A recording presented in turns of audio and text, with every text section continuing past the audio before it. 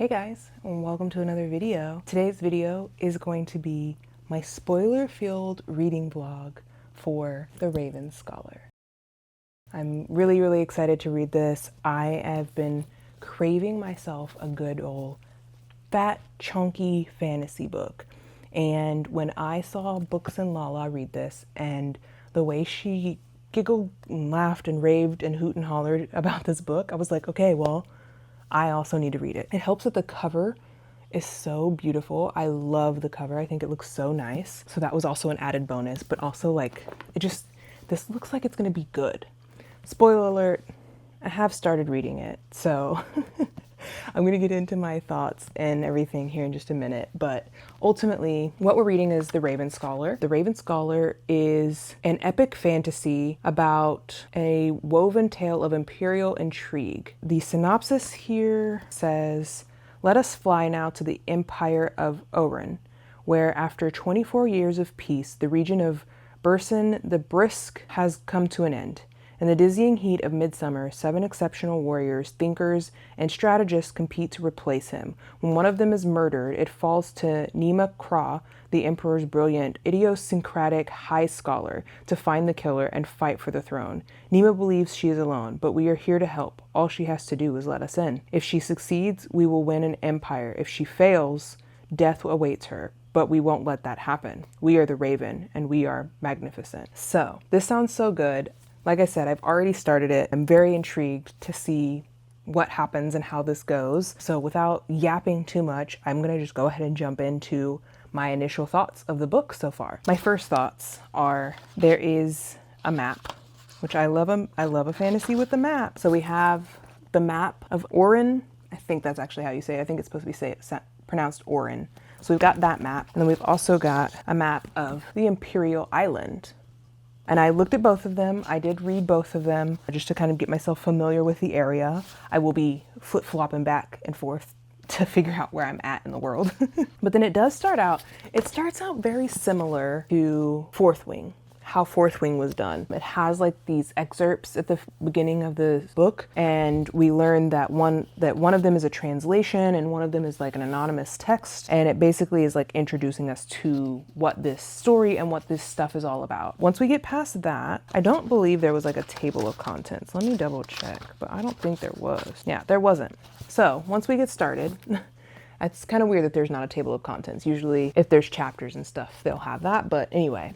We started out with part 1, which is called An Invitation. In part 1, we have a few characters that we meet. It's only 4 chapters, so it's relatively short, but we do meet a few characters. The first character we meet is Yana, and Yana is pretty much the one telling the whole story of part 1, and her brother and mom. We learn that Yana's dad is dead, and that he died in this place that they've been invited to. The Emperor has invited them to the palace, and so that's where they're at. She's walking down a hallway with her brother Ruko and her mom Ysilla, and they're going to go see the king, the highness, the majesty. And we get some insight that there are some different types of groups, if you will. I'm gonna liken it to like a Divergent type of situation, or like a Hogwarts situation, where certain traits are attributed to the certain classifications that you have. We do learn later on what those classifications are, so I'll get into that a little bit in a little bit. I'll get into that more in a little bit. But we do meet someone called, we learn about her dad, and we learn why her dad died. Her dad was considered a traitor to the crown because he tried to stage a coup. Her dad's name was Andrin Valet, and it didn't go well for him. He was killed by the now emperor, I do believe. So they go to the palace, and they are brought to the palace by what they call the palace hounds, one of the classifications of people. That's also where the Raven situation comes from, another classification of people. But they come to their house to bring them in to go to the palace. And we learn that some of these people have powers and special abilities. And we learn that the person who comes to get them from their home is called Sergeant Shawworthy. And we learn later that his name means something, but ultimately we learn that he does have special powers, and his special powers are that he can see your thoughts. So he has like some kind of like vision thing that he has that allows him to like see into your brain and see what you're thinking. They call it hound sight. And it seems like Yana likes him already. She keeps ogling him while she's also afraid that he's there. And then she also talks about her mom, Ysella, being raised by dragons. So not really sure what that means fully yet. But they also have some sort of deity god situation where the deity is, they say, you know how like in some of these fantasy books they're like, gods save us or whatever? They say the eight. So one of their phrases is, may the eight protect you and remain hidden. And I don't know exactly what that means, but it sounds very like Hunger Games in a way. Like this is just this phrase that everyone says, and at some point maybe it loses meaning, but we just say it and we don't really understand why we're saying it. But anyway, she goes on a boat ride with her mom and her brother. She does have a younger sister, but her younger sister has to stay behind. And her mom, her brother, and her all go on a boat ride to the palace. So the Hound is taking them there. Sergeant Worthy. It is noted that Sergeant Worthy was the person who sacrificed himself to save the emperor from Valet's father, Andrin. So there's an interesting like through line that Yana and this sergeant who's at her home, their families are intertwined, but not in a great way. So there's some like skepticism, weariness going on between the two of them. But they get on this boat to go to the palace, and Yana meets a gentleman on the boat. But we do learn some other like background information about Yana and her family and them being younger. She's a twin. Her and her brother are twins. There is a man that they meet on a boat, and we end up finding out that this man is someone of importance. We know she calls him an oxman, which again, another classification of people, I do believe. We also do have like things in the book where they have like footnotes to kind of explain stuff to us, which I think is really cool. It's usually not anything crazy. Anyway, this is where we finally get like a breakdown of what the different houses, if you will, are. So we've got fox, raven, tiger, ox, bear, monkey, hound, dragon. And again, I don't know much about the different classifications because we don't really figure that out. Oh, the man on the boat, his name was Fidela? I don't remember how they pronounced it, but Fen. And he is the Emperor's high engineer. And we learn that when she goes to the Emperor that when her dad had died, he had set up a trust, if you will. I don't know, that when the kids turned 18, that Yana would be accepted into a prestigious school of some sort. He left a legacy in your name for when you come of age. You have a place waiting for you at the Tiger Monastery if you want it. And the Tiger Monastery apparently was something that her brother, Ruko, really wanted to be a part of. Like, he really wanted to go there. That's been his lifelong dream. And so she was surprised that her father had betrothed that she would go there.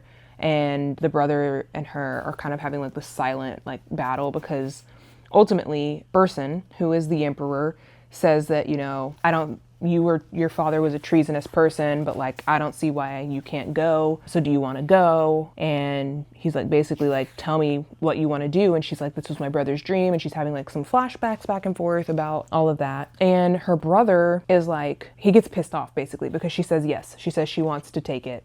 And her brother's like, what the fuck, basically. And he gets pissed and he just starts blabbering at the mouth. And one of the emperor's men of some sort starts asking them a bunch of questions. We find out that Yana's dad had told her about the coup that he had planned, and she had never told anybody. She kept her father's colors, which I guess is just like a badge or something to that effect. And this is like all treasonous behavior, apparently. And so the emperor gets mad, and his advisor person is basically like, okay, well, you know what we have to do. And he's like, but she was a kid. And he was like, she's 16 now and she still holds on to his colors, so she clearly was colluding with him or whatever. And basically what that means is that she needs to be sent into exile. And we learn about exile a little bit later in the chapter. He's like, I don't want her to be exiled. Why can we do something else? Because like the brother is the one who ends up telling on her about hiding the colors from the dad, and about her dad telling her what he was going to do and all that stuff. Gabris and the emperor are arguing because the emperor is like, it's a punishment that is for monsters.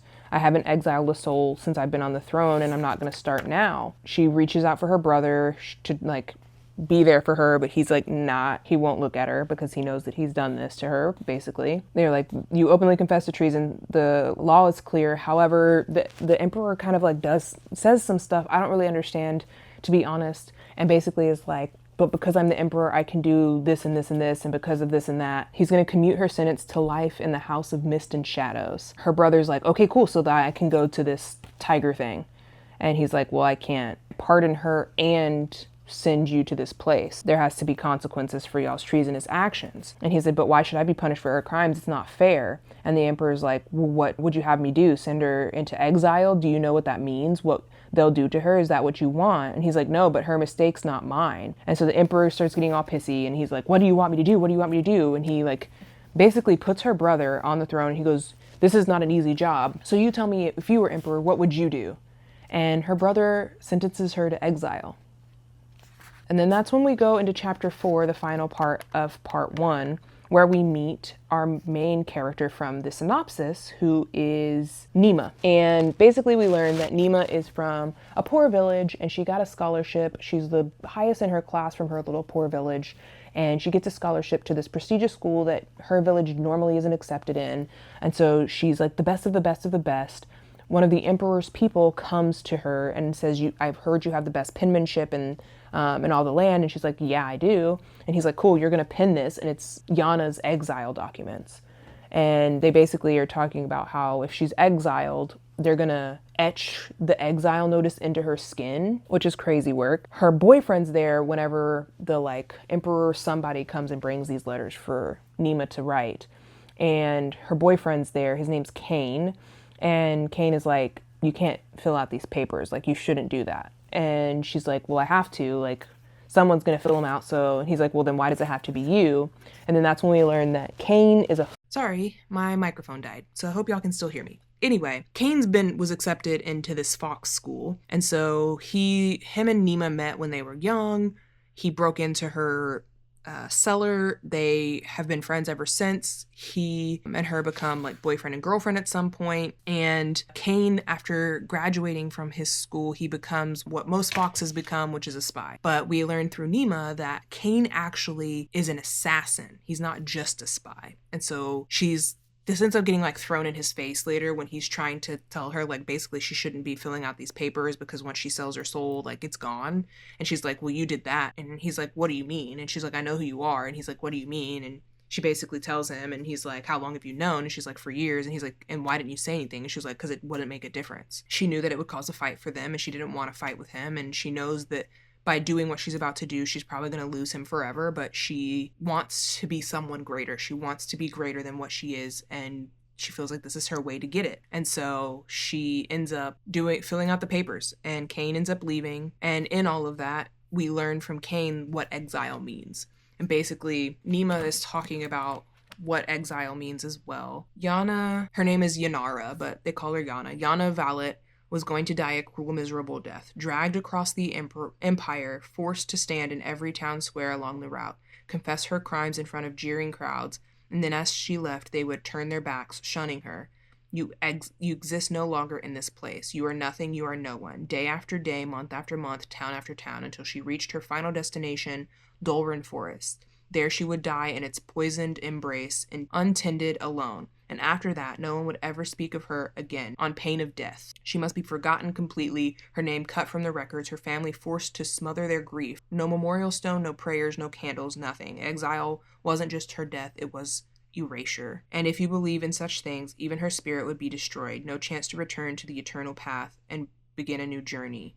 What had been Yana would be a void and absence forever. And that sounds crazy, but that's what's going to end up happening. That is basically the end of part 1 of the story. I don't know how many parts there are to this story. I have paused to start part 2 because I wanted to discuss it before I actually start it. So there's a part 3. There's 8 parts to this. So I think I'm going to do just that and break each one of my like wrap-ups into each part of the book. It kind of works out perfectly in my opinion. So I'll read each part. I'll come back and summarize the parts for you. What I will say so far, as far as part 1, there is a little bit of confusion. So I will say that I paid for the audiobook for this because it's a chunky monkey and I want to be able to like get through this as quickly as possible. Honey, you've got a big storm coming. More updates on that in a minute, but in the audiobook, I did not realize that after Yana has been sentenced, we actually are following. So after she's been sentenced to exile, the final chapter, chapter 4, starts off kind of weird. And I'm like, what are we doing? And essentially, we learned that we are viewing some things through the eyes of the raven. So chapter 4 starts off with, let us fly now from 8th Palace, away from the Valtice and their unfolding tragedies, skim lower over the Grand Canal. And it's just like us talking about talking about us as we are the raven, which is similar to like the synopsis that we have, let us fly now to the empire of Oren. So I thought that was interesting. I will say that part 2 also is 8 years later. So it's been 8 years since part 1. So I don't know that we're going to find out what happened to Yana, if we find out at all. But I will say also, nothing gay yet. I know that there's something gay. There's supposed to be a gay character in here, so I'm waiting to meet them. But thus far, I've met not a gay. Not a single gay to be found. So it better get gay quick, or I'm going to be very upset. And the gay person better be prominent, too. I want gayness, and I want it prominent and upfront. Forthwith, please. So anyway, I'm going to continue reading this, and I guess that's where I can update you on what else is going on in my life. So today is Thursday, June 4th, and if you follow me on Instagram, you already know what's happened because I posted it there in my stories, but I was laid off of my job today. Very unexpected. I was very sideswiped and had no idea that this was coming. I will say, like, no idea this was coming in the sense that I had no idea that I was going to be let go, but I did have inklings that things were not going well for my company. So a few months ago, I started noticing, if you don't know, I was a project manager for an internet marketing company, and I was over our web department section of the business where we built websites for our customers. And I was a project manager in charge of making sure that the web projects were being built and done in an efficient and timely manner for the client, for us, all of that. And over the last few months, I had noticed that the amount of work that was coming into my department was getting quite low. Background story is that my company, I worked for a different company, and then we got merged into a different conglomerate of an equity company. And so we merged with this other company to make us like the biggest blah, blah, blah, whatever the heck. And to be very blunt and honest about it, they've run it kind of into the ground. That's just the truth in my opinion, but whatever. The department was doing really well when I worked for this side of the company. And then once we merged, things started slowing down significantly. And it was like, at first it was like a trickle, and then it was like very obvious that things had slowed down. When I worked for my previous company, I would be working on 20 website projects at a time. That's 20 individual website builds at a time. And by the time I left my company, or was let go today, I only had like 8 projects. So things had significantly slowed down, and I knew that it had. We also lost a project manager in the last year, and we weren't going to be backfilling her position. And so a lot of these things, like I was like, something's up, guys, like something suspicious is happening, like I'm concerned. To be clear, I have also been trying to apply for jobs for the last year and a half. Not as diligently as I'm about to be, but I had been. So I wasn't fully shocked by the fact that like my department was downsizing, but I was shocked that I was picked. You know, I don't really have any like insight as to why I was the one chosen. I've come to my own conclusions of why I was the one chosen, and mostly that is because I think out of all of the project managers in my department, I was the one that had the least amount of projects at the time, which makes for an easy transition, right? That's if someone has only so many, but everybody else has like 15 to 20, then that's easy to transition you out. I also knew by having so little, I was already at risk for termination. And I was like trying to like get it together and figure it out. And it wasn't of my own volition that I was losing my projects or anything. A lot of them I had launched and had moved on, but they weren't being refilled and I wasn't being replenished. And then some projects ended up canceling, some projects ended up getting reassigned, some ended up just disappearing. And so through all of that, I just had the least amount of projects, and I was worried about it, but I was doing my job, right? So I think that played a role into why they picked me. I also think that I potentially was like the highest paid in our project manager team. And that also makes sense to me. Like, if I'm the highest paid and I have the least amount of impact when you let me go, that would make the most sense to choose me. You're getting a lot more money back than you would picking someone below me, and you're having a lot less disturbance in the group by picking me because I only had so many projects. Do I agree with that sentiment? Not at all. But it is what it is. I can't do anything about it. And I knew also this morning when I got on, I got the message or I got an invitation for a meeting from my boss. And usually when he invites me to something last minute, he sends me a message to tell me what the invitation's for. And he didn't. And then right before my meeting with him, I was texting with some of my other teammates, and I was like, I got called into this meeting with Bradley, and I'm hoping that it's going to be about this thing. And they were like, oh yeah, one of the other team members on someone else's team had gotten called into a meeting with him too. And I was like, that doesn't sound good. And as soon as I opened the meeting invite, it was my boss's boss and the HR lady. And I knew right then and there what was going on. It was very upsetting. I did cry because immediately the first thing I thought about it wasn't about the job. Honestly, I'm not like that hurt about losing the job because I didn't enjoy my job, if I'm being very honest.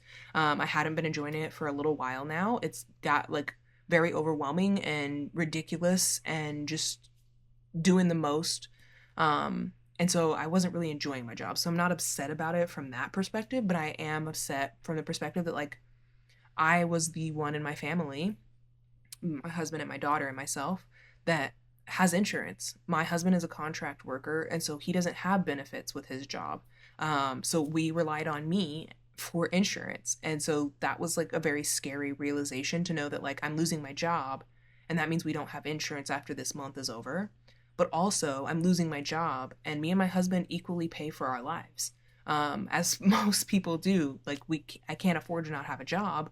We have a house note, we have a child, we have things and utilities and all this stuff that we pay for.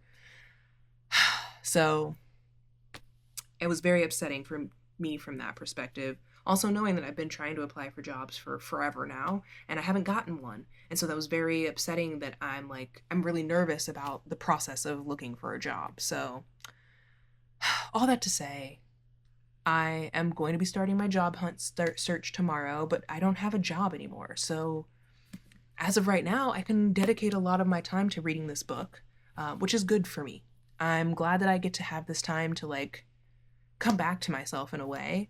I'm looking at this as a blessing in disguise to find the job that I was meant to have, or at least one that gives a fuck about me, because I was really starting to feel like they didn't care about me. And I think it's apparent in the fact that I was the one chosen to be let go, that they didn't value me and they didn't care about me and the way that I cared about them. And not them as the company, but them as, I guess, an organization in a way. I don't know. Like, I really cared a lot about doing right by my clients and doing right by my team members and making my job the best place it could be for everybody involved.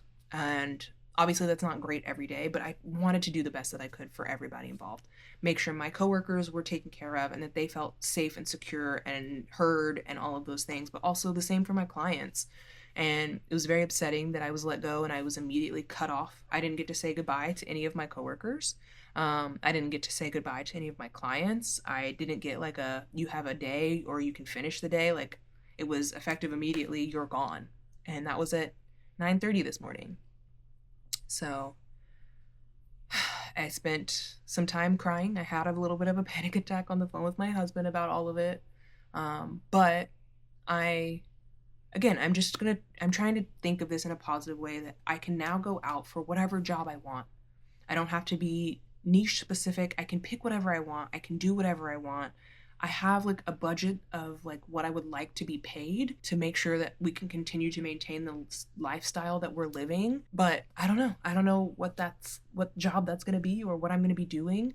I also would love to keep a remote job or at least a hybrid job, but I don't know that that's going to happen either. We'll see what ends up happening. The sad part is I live like in the middle of nowhere now. So if I do get a like corporate job, most likely it's going to be closer to downtown Houston. And I live like over an hour and a half away from downtown Houston. So that would be a 3-hour drive every day, which I used to make. I did used to make that drive to my job before this one.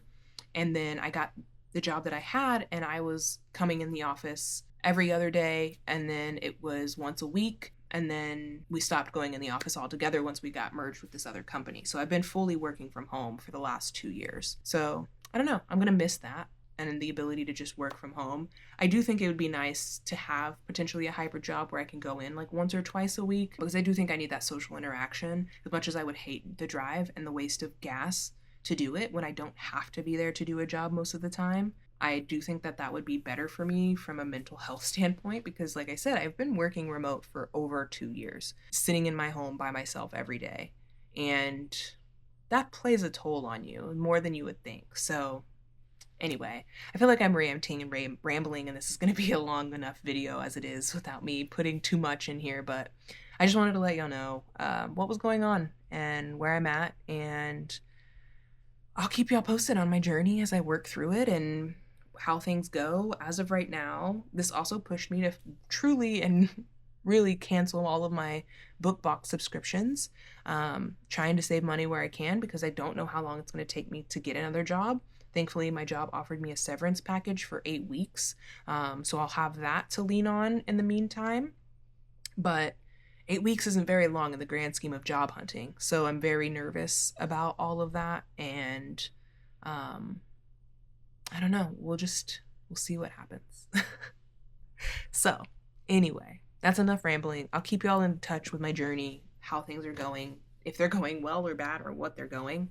And yeah, I'm hoping to get another job within the next 6 to 8 weeks. I'm hoping that it happens before my severance runs out, but I would love to get a job before the 4 weeks is out, or before the month is out, because we lose insurance at the end of the month and there's no real options for that, which this country sucks for that shit, honestly. It drives me nuts. Like, if we go to private insurance, I'm going to be spending a crap ton of money that I don't have, by the way, because I don't have a job, to pay for private insurance for me, my husband, and my child.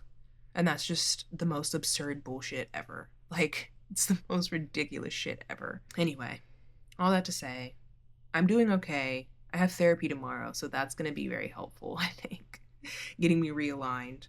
But I'm going to have to cancel that after this month, which also sucks. I'm worried about my medication because I recently started antidepressants, and I have a really good doctor, and I'm worried that I'm going to have to pick a different doctor depending on what insurance we end up getting after this month is over, and potentially get off of my medications if I can't get into insurance or get to a medical provider without spending $1 billion. I'm just really anxious about all of it. So that's my update for now. I will see y'all in the morning with hopefully an update on part 2 of The Raven Scholar. It's currently 9:30, so I'm just gonna chill in my bed and read and hang out. I thought about watching TV or something, but I feel like I've been kind of lazying around and moping in my feelings for a while now, so I feel like I should do something more productive in a way. I don't know.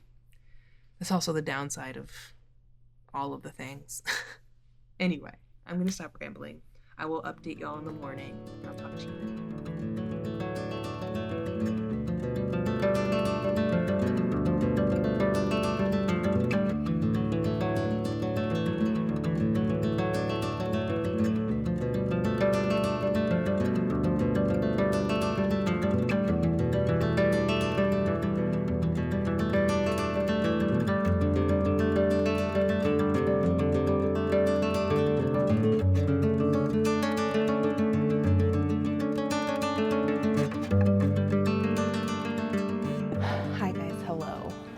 It's been a minute since I talked to you. It is now Saturday night.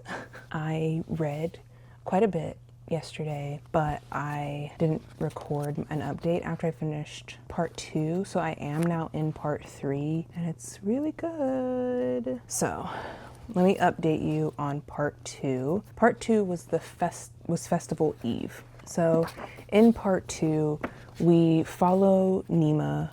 Like I had told you, it's 8 years later, and we're following Nima. She is now the Raven Scholar for the Emperor Burson. Emperor Burson. Burson. And Nima is so they're about to pick a new emperor. The emperors only last for 25 years. This was like a rule that was put in place after some great big something that happened in their history. And so the emperor is about to transition out and a new emperor is going to be chosen. So part 2 is basically us following up to that point when the process for the new emperor starts. So part 2, everyone who was a contender from all those different houses, so the fox, ox, raven, all of those groups of people, the bear, can't remember all of them, dragon, all of them, they pick their top contender, and one of all of them come together to battle it out basically through some trials to see who is going to be the new emperor. I don't know yet. In part 2, we don't discuss like what the trials are or how the trials work or how long it is. I believe the trials are 8 days, but like that's really all I know about it. Nima is in charge of creating the festival before the actual events start. So we are following her as she's explaining to us like what she's been doing, how her life has been since everything happened. Essentially, she became the scholar, the Raven scholar to the king, the emperor, whatever you want to call him.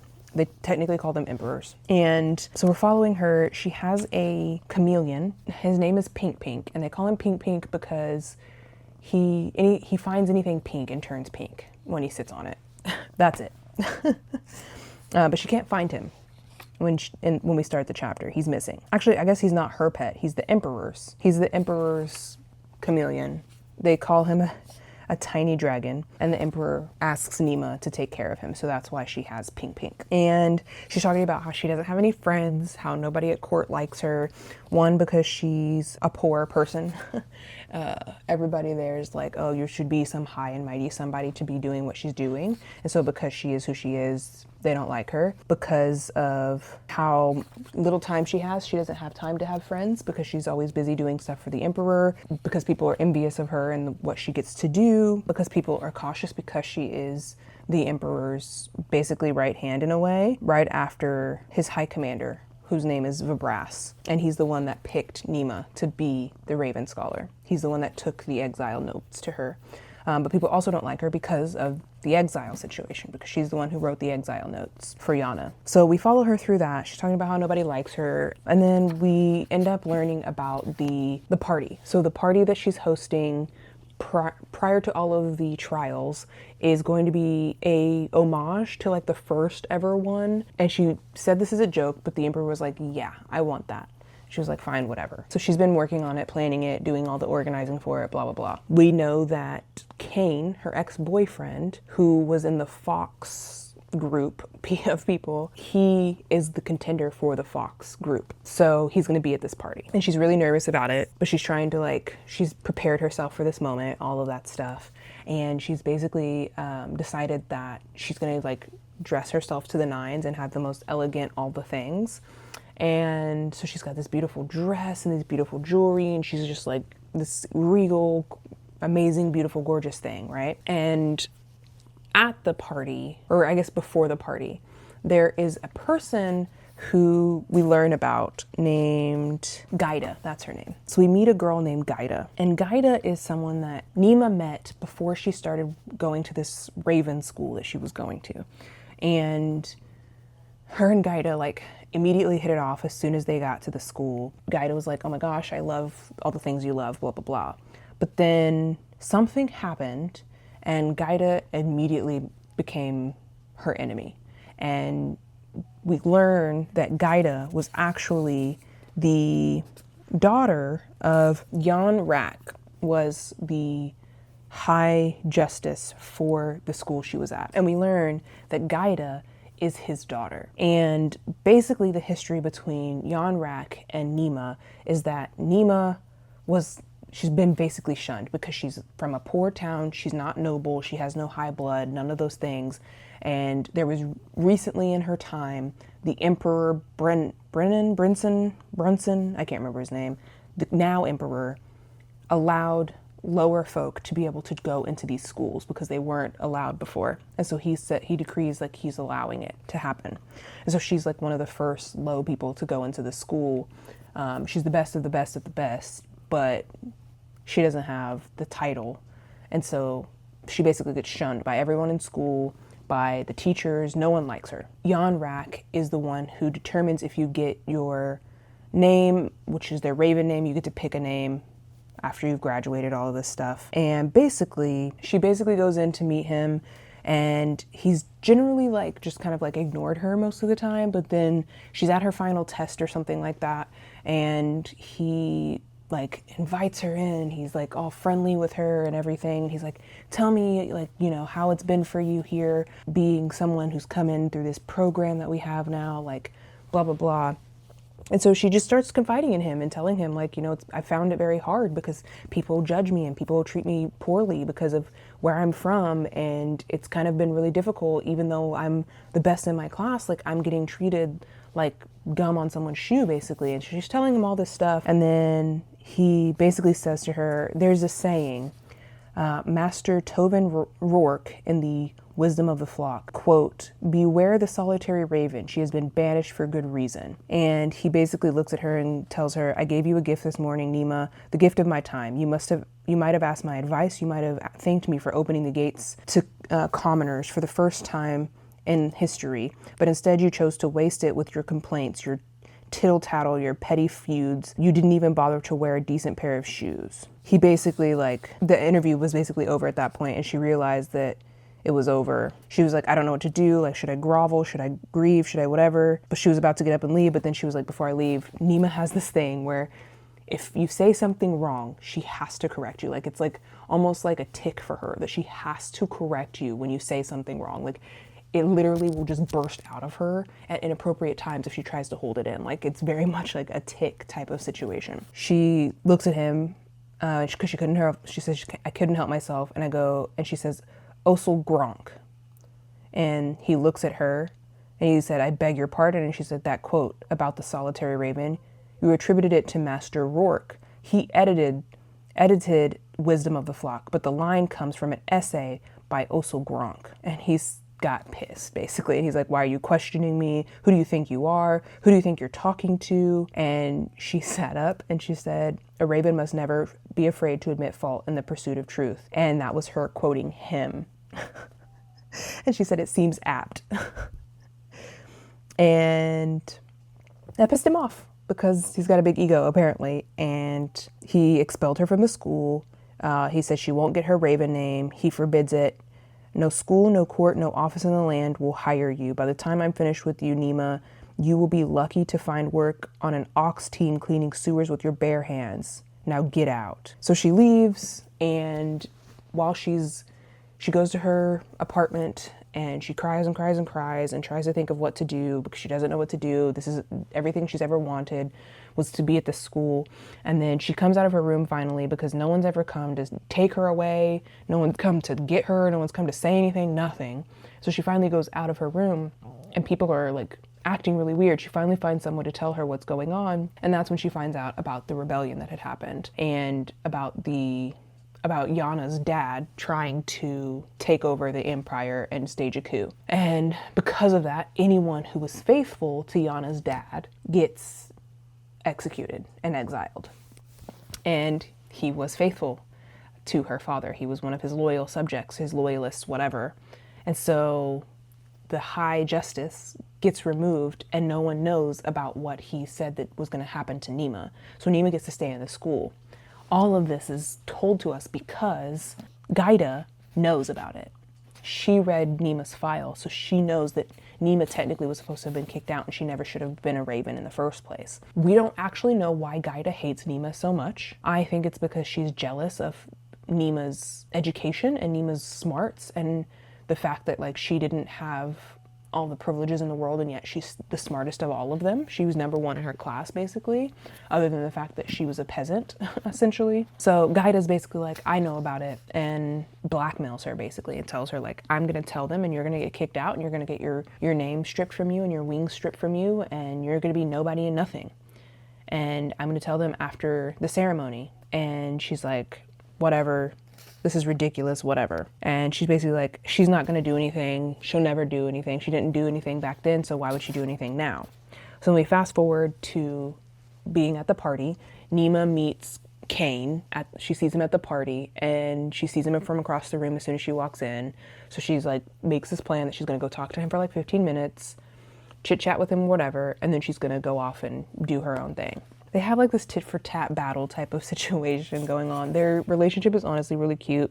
Kane is very much like, I want to say he's egotistical in a way, but like it's also like his humor and his combativeness are a way of shielding himself. Like you can see it's very obvious that that's the type of person he is. So they kind of have their conversation, and he basically is like goading her the whole time and trying to make her upset and trying to make her mad and all of these things. And she realizes that he's wearing an outfit he's not supposed to wear. You're not supposed to wear satins or silks or something, like a certain type of fabric, because it's only for emperors, and he's wearing this fabric. And she like kind of hints towards it but doesn't say anything, and he's like, so you're really not gonna say anything? And she's like, no. And so they talk or whatever, but then he like does make like a pithy remark to her about Gaida or something about Gaida, and like Nima's like, what the heck? And he's just like, he like goads her a lot because she's like sees Gaida, and he's like, oh, it's all your favorite people in one room, talking about himself and talking about Gaida because he knows their relationship from the past because he was with her when she was in this school, and he knows about all that stuff back then when they were dating. And he's like complaining about the party and how the party's dull and blah blah blah, and she's like, it's not dull, like this was supposed to be this way because of whatever, it's history. And then they get started with the party. She specifically sits next to somebody because she wants to learn about something. I don't really remember what it was.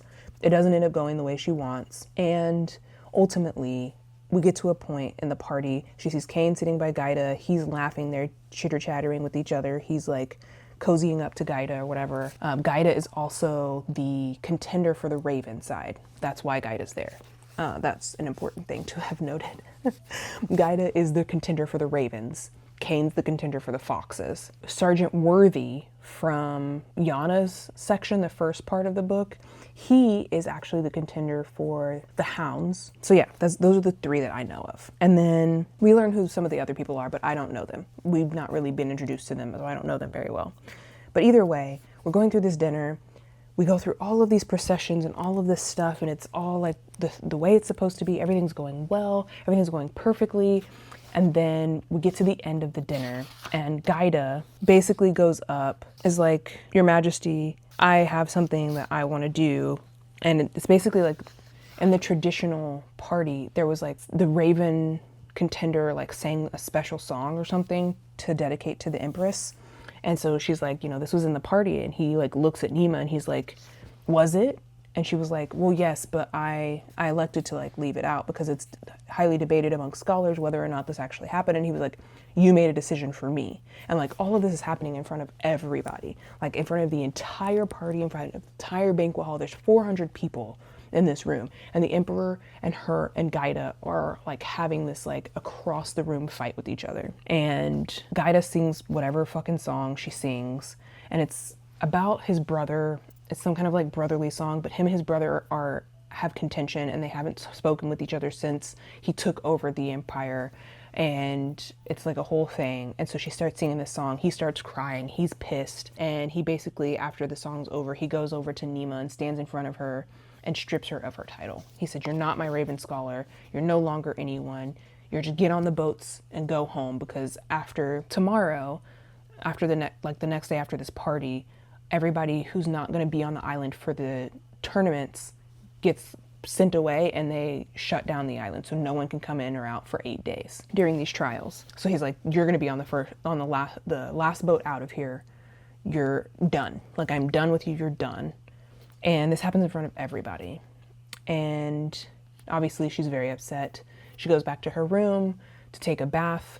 Because of everything that happened, she had bought that fancy spancy dress, and she was going to sell it back. It was not going to get like the money that it was worth necessarily, but she was going to get a decent amount of money back for it.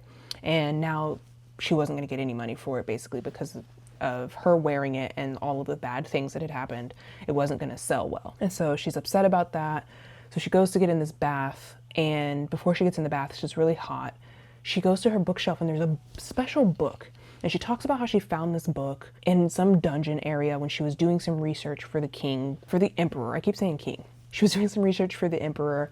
She finds this book and it's magical. And this magic book is from the dragon sector of people. It like basically like opens on its own and it tells you stories. It's like the pages are all blank, but then they fill up with words and it like tells her these stories. And she's not supposed to have it. It's illegal. She should not have it, but she does. And it's calling to her. So she goes to the book and she opens it up and it tells her a story about the empress who started all of the like rules and the guidelines and all the things. And like there was like a big war or something that was happening because she didn't give a shit. And then the raven spoke to her and then all of a sudden she gave a shit and fixed everything, blah, blah, blah. But this original empress, Yaselith, something like that. Empress Yasala and the Cursed Blade.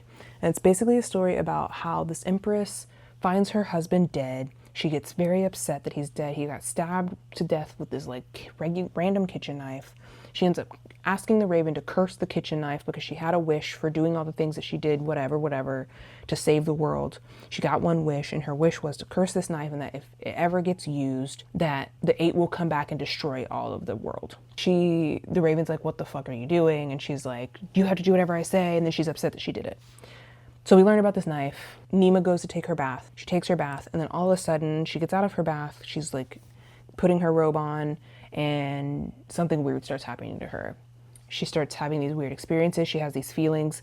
She's seeing a dragon in the book that's on the desk. It's in the spot that she didn't leave it in, and she's like, what the heck, what's going on? And she ends up going back to the main throne room because in there's a dragon painted on the ceiling, and that's the dragon she's seeing. So she's like, I have to go there. Like, I need to go right now. So she goes in there. The dragon's like come alive and it's moving around on the ceiling, and like we don't know what's going on. But then Cain is in the room and he's like, Nima, what are you doing? And she's like trying to talk to him and tell him stuff, and he's like, oh my gosh, you're high, like you're on drugs. What did you take? And she like kisses him because she's like in these like throes of passion, and she has like all these feelings and all this stuff is going on in her body and in her head and in her mind and all this stuff. So she kisses him and he like licks his lips and he's like, oh, you took dragon scale. Man, I wish I could be like you. Like he recognizes that she's high on these drugs, and she's like, I didn't take any drugs. And he's like, what do you mean? And he's like, someone drugged you. And she's like, I didn't take anything. Like, I don't know what's going on. What's happening to me? And he like grabs her and he realizes she's covered in oil. Because she tells him that she was like bath, because he says something about like, oh yeah, if someone did it, then they would have put it in a oil, like some type of oil of something or whatever to cover it up. And she was like bath, and he was like, what are you talking about? And he's like, someone would have to put a lot in there. And he's like touching her and he realizes like he's got all this oil on his hands, and he's like, oh my God. And he runs her out into the yard, and there's a pond, and he makes her get in the pond and gives her like a pumice stone. He's like, scrub your skin as hard as you can like take. You have to get this oil off of your body. And she does it. She gets out of the pond. She goes into another pond because the oils are like just coming back to her. So she goes into another pond to get them off. She gets them all off as much as she can. He comes back with some clothes for her, and she gets dressed, and he's like, you could have died because of how much oil she had on her. That was because someone like filled up this bathtub full of this oil. He's like, you could have died and all of these things. And she's like, who would want to do that to me? Like, she's just like so like out of it. And she goes back to her room. She had originally had a plan to go talk to Gaida about whatever, because now she's already been ruined anyway. So she's going to go beg to her to like give her this file that she had on her from her dad. She's like, well, it's 2:30 in the morning. I'm not going to do that right now. Like, she's asleep. Everyone's asleep. I'll do it in the morning. She goes to sleep. She has to wake up early because she's got to get on this boat. So she sleeps for like 4 hours. She wakes up. She's about to go upstairs to go to Gaida's room, and Gaida's slave servant, whatever, is standing outside of her door. And the servant's like, she's not up, she's not out yet. She's got to go to like get ready for practice for the first tournament. Like, I don't know what to do. Like, I don't want to disturb her because then she's going to get mad at me, because we learned that Gaida's not nice to her servants or anything. And she's like, look, I'll go in there first. I need to talk to her anyway, and then you can just blame it all on me if she gets pissed off. Tell her I insisted. And he was like, okay, great. So she goes in there, but they don't see her anywhere. And like, I don't see her, she's not in her bed. The little lounger that she was sleeping on the night before is empty, and she's like, I don't see her anywhere. And so they go and they're looking for stuff. He's trying to clean some stuff up. He's like, oh, thank God, maybe she snuck out and I didn't even notice, and she's down there already. I need to get some stuff together for her. Nima's like, okay, well, I'm just gonna try and find this file. I have like a little bit longer before I have to be on my boat. I have time. I can go find the file and I can get the fuck out of here and I can get on the boat and I can move on with my life. As she's doing so, she goes to open the balcony doors to let in some light so she can see. She notices the planters are like laid out really weird, like they're circling something. And so she goes and looks, and it's Gaida on the floor with a knife in her back. She realizes this knife looks oddly familiar. She pulls it out and she recognizes that it's this knife that she had just learned about from the dragon book the night before, and Gaida's dead. And so that is how we end part 1 or part 2. And I believe part 3 starts with her figuring that out. So part 2 ends with her going to sleep. Part 3, which is the day of the fox, is the start of when she goes and finds Gaida, and she finds that Gaida is dead. So that's part 3. I'm still in the middle of part 3. There's like 100 more pages before I'm through this part. So I'm gonna finish part 3, and then I'll come back with an update about part 3. I will give you the update now though. In general, still no queer characters.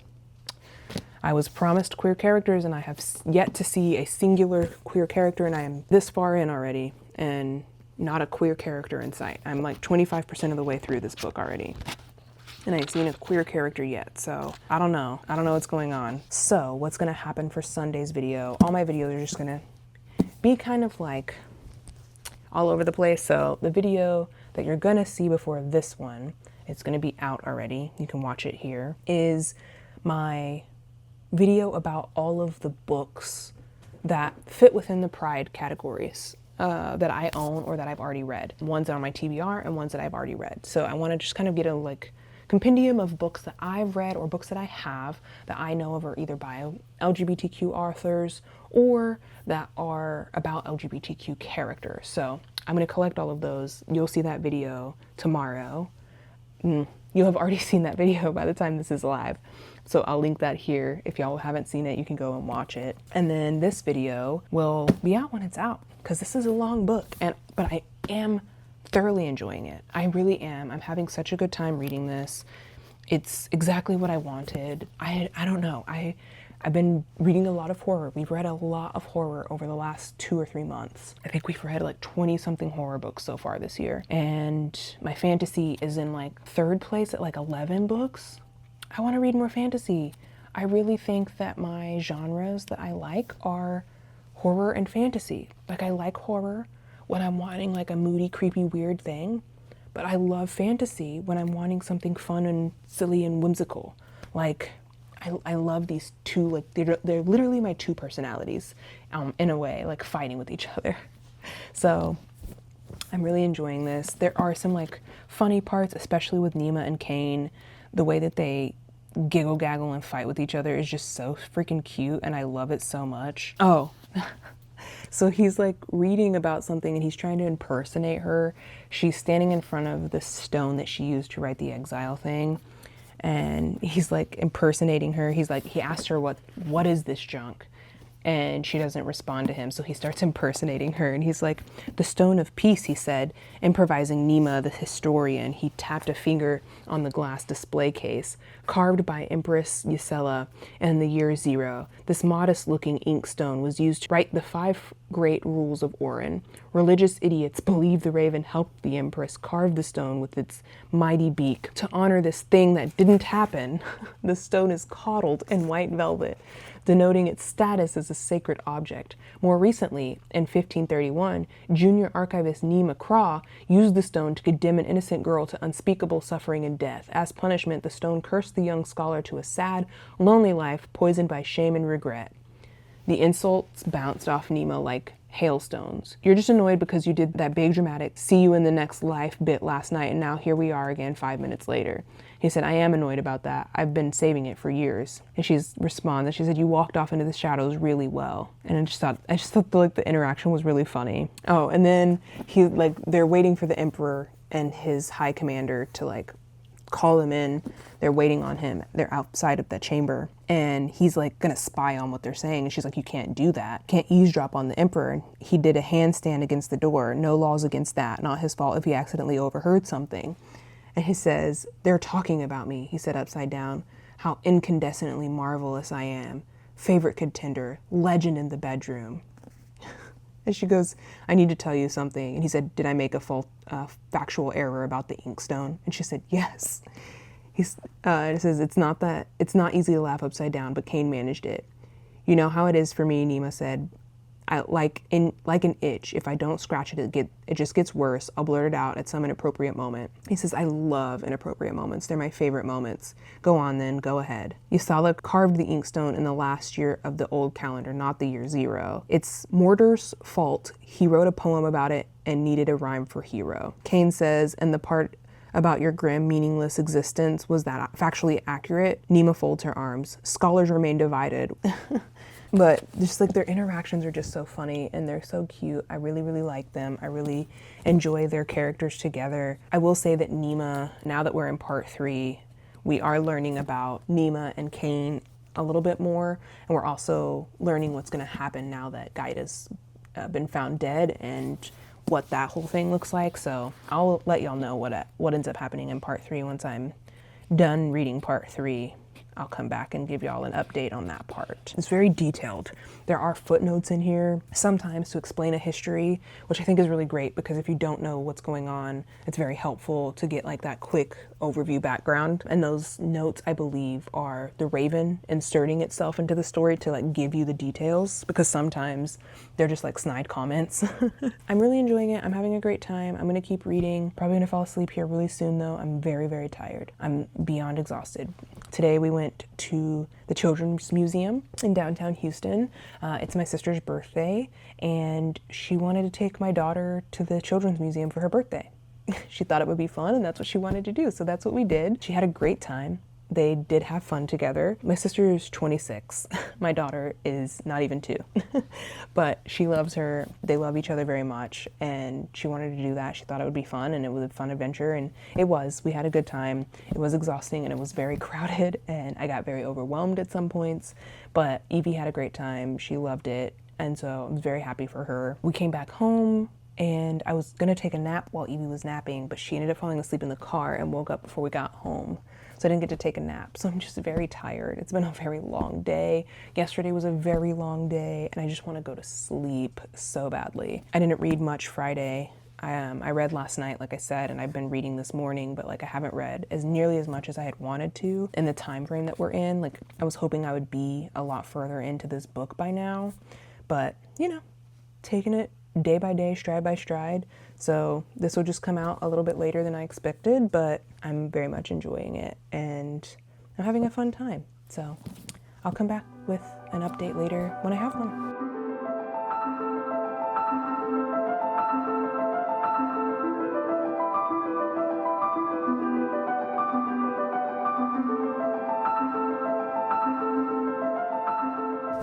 Hello.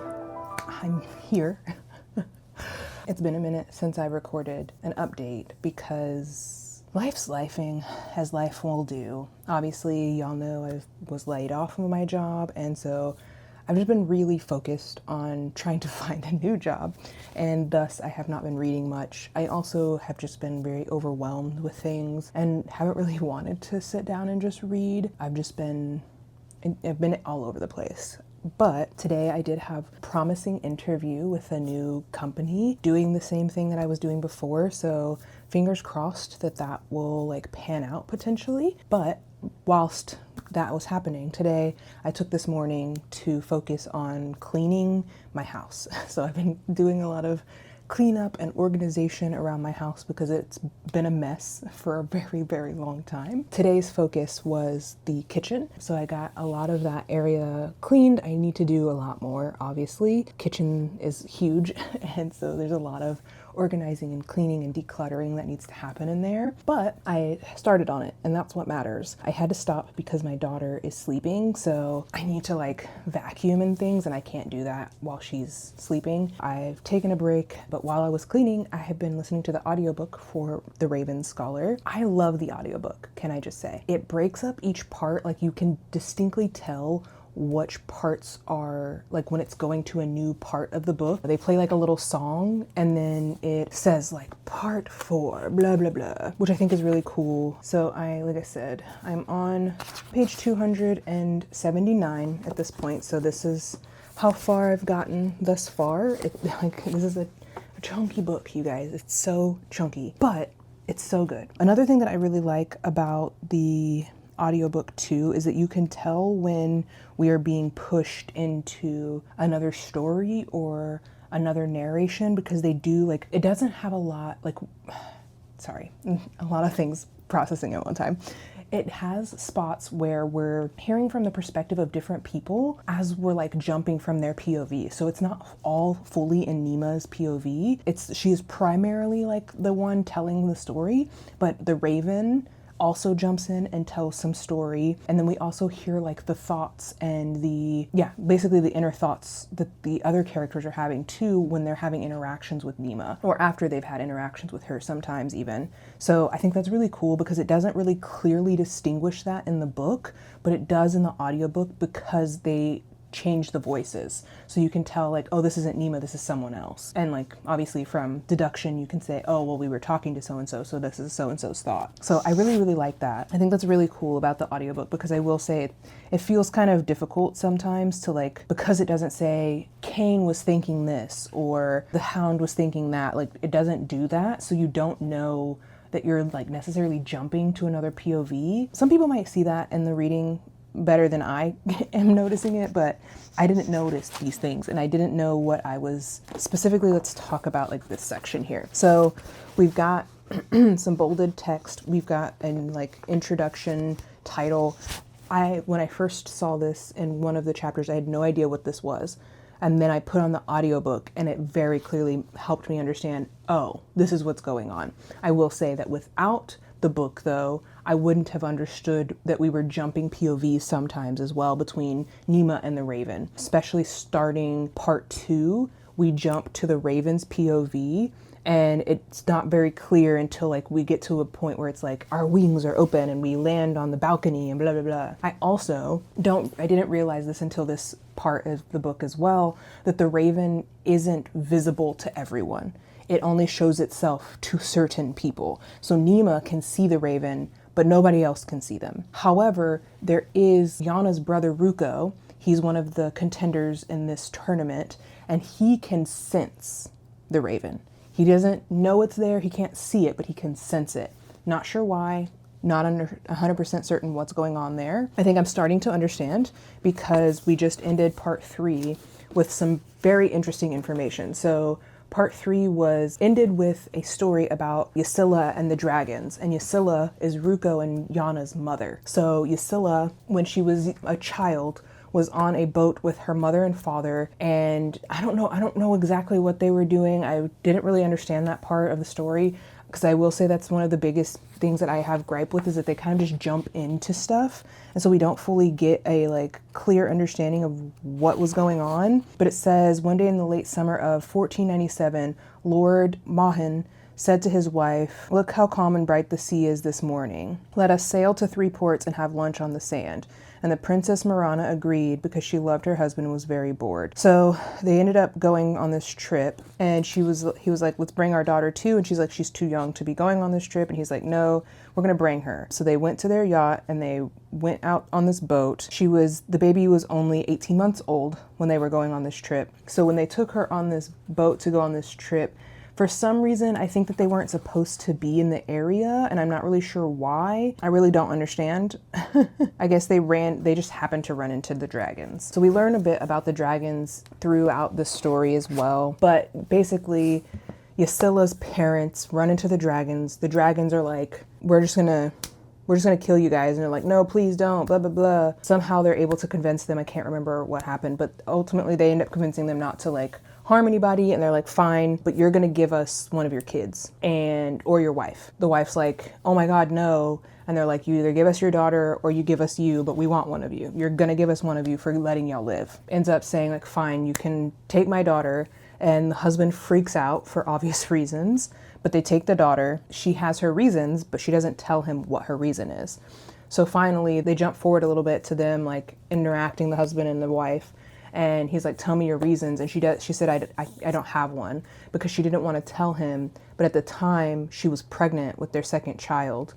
And so if she had given herself up, she would have been giving up herself and her baby. And so he would have lost both of them, but he didn't know that. And so she didn't want to give all that information. So she just gave them the daughter, but then she ends up losing the second baby.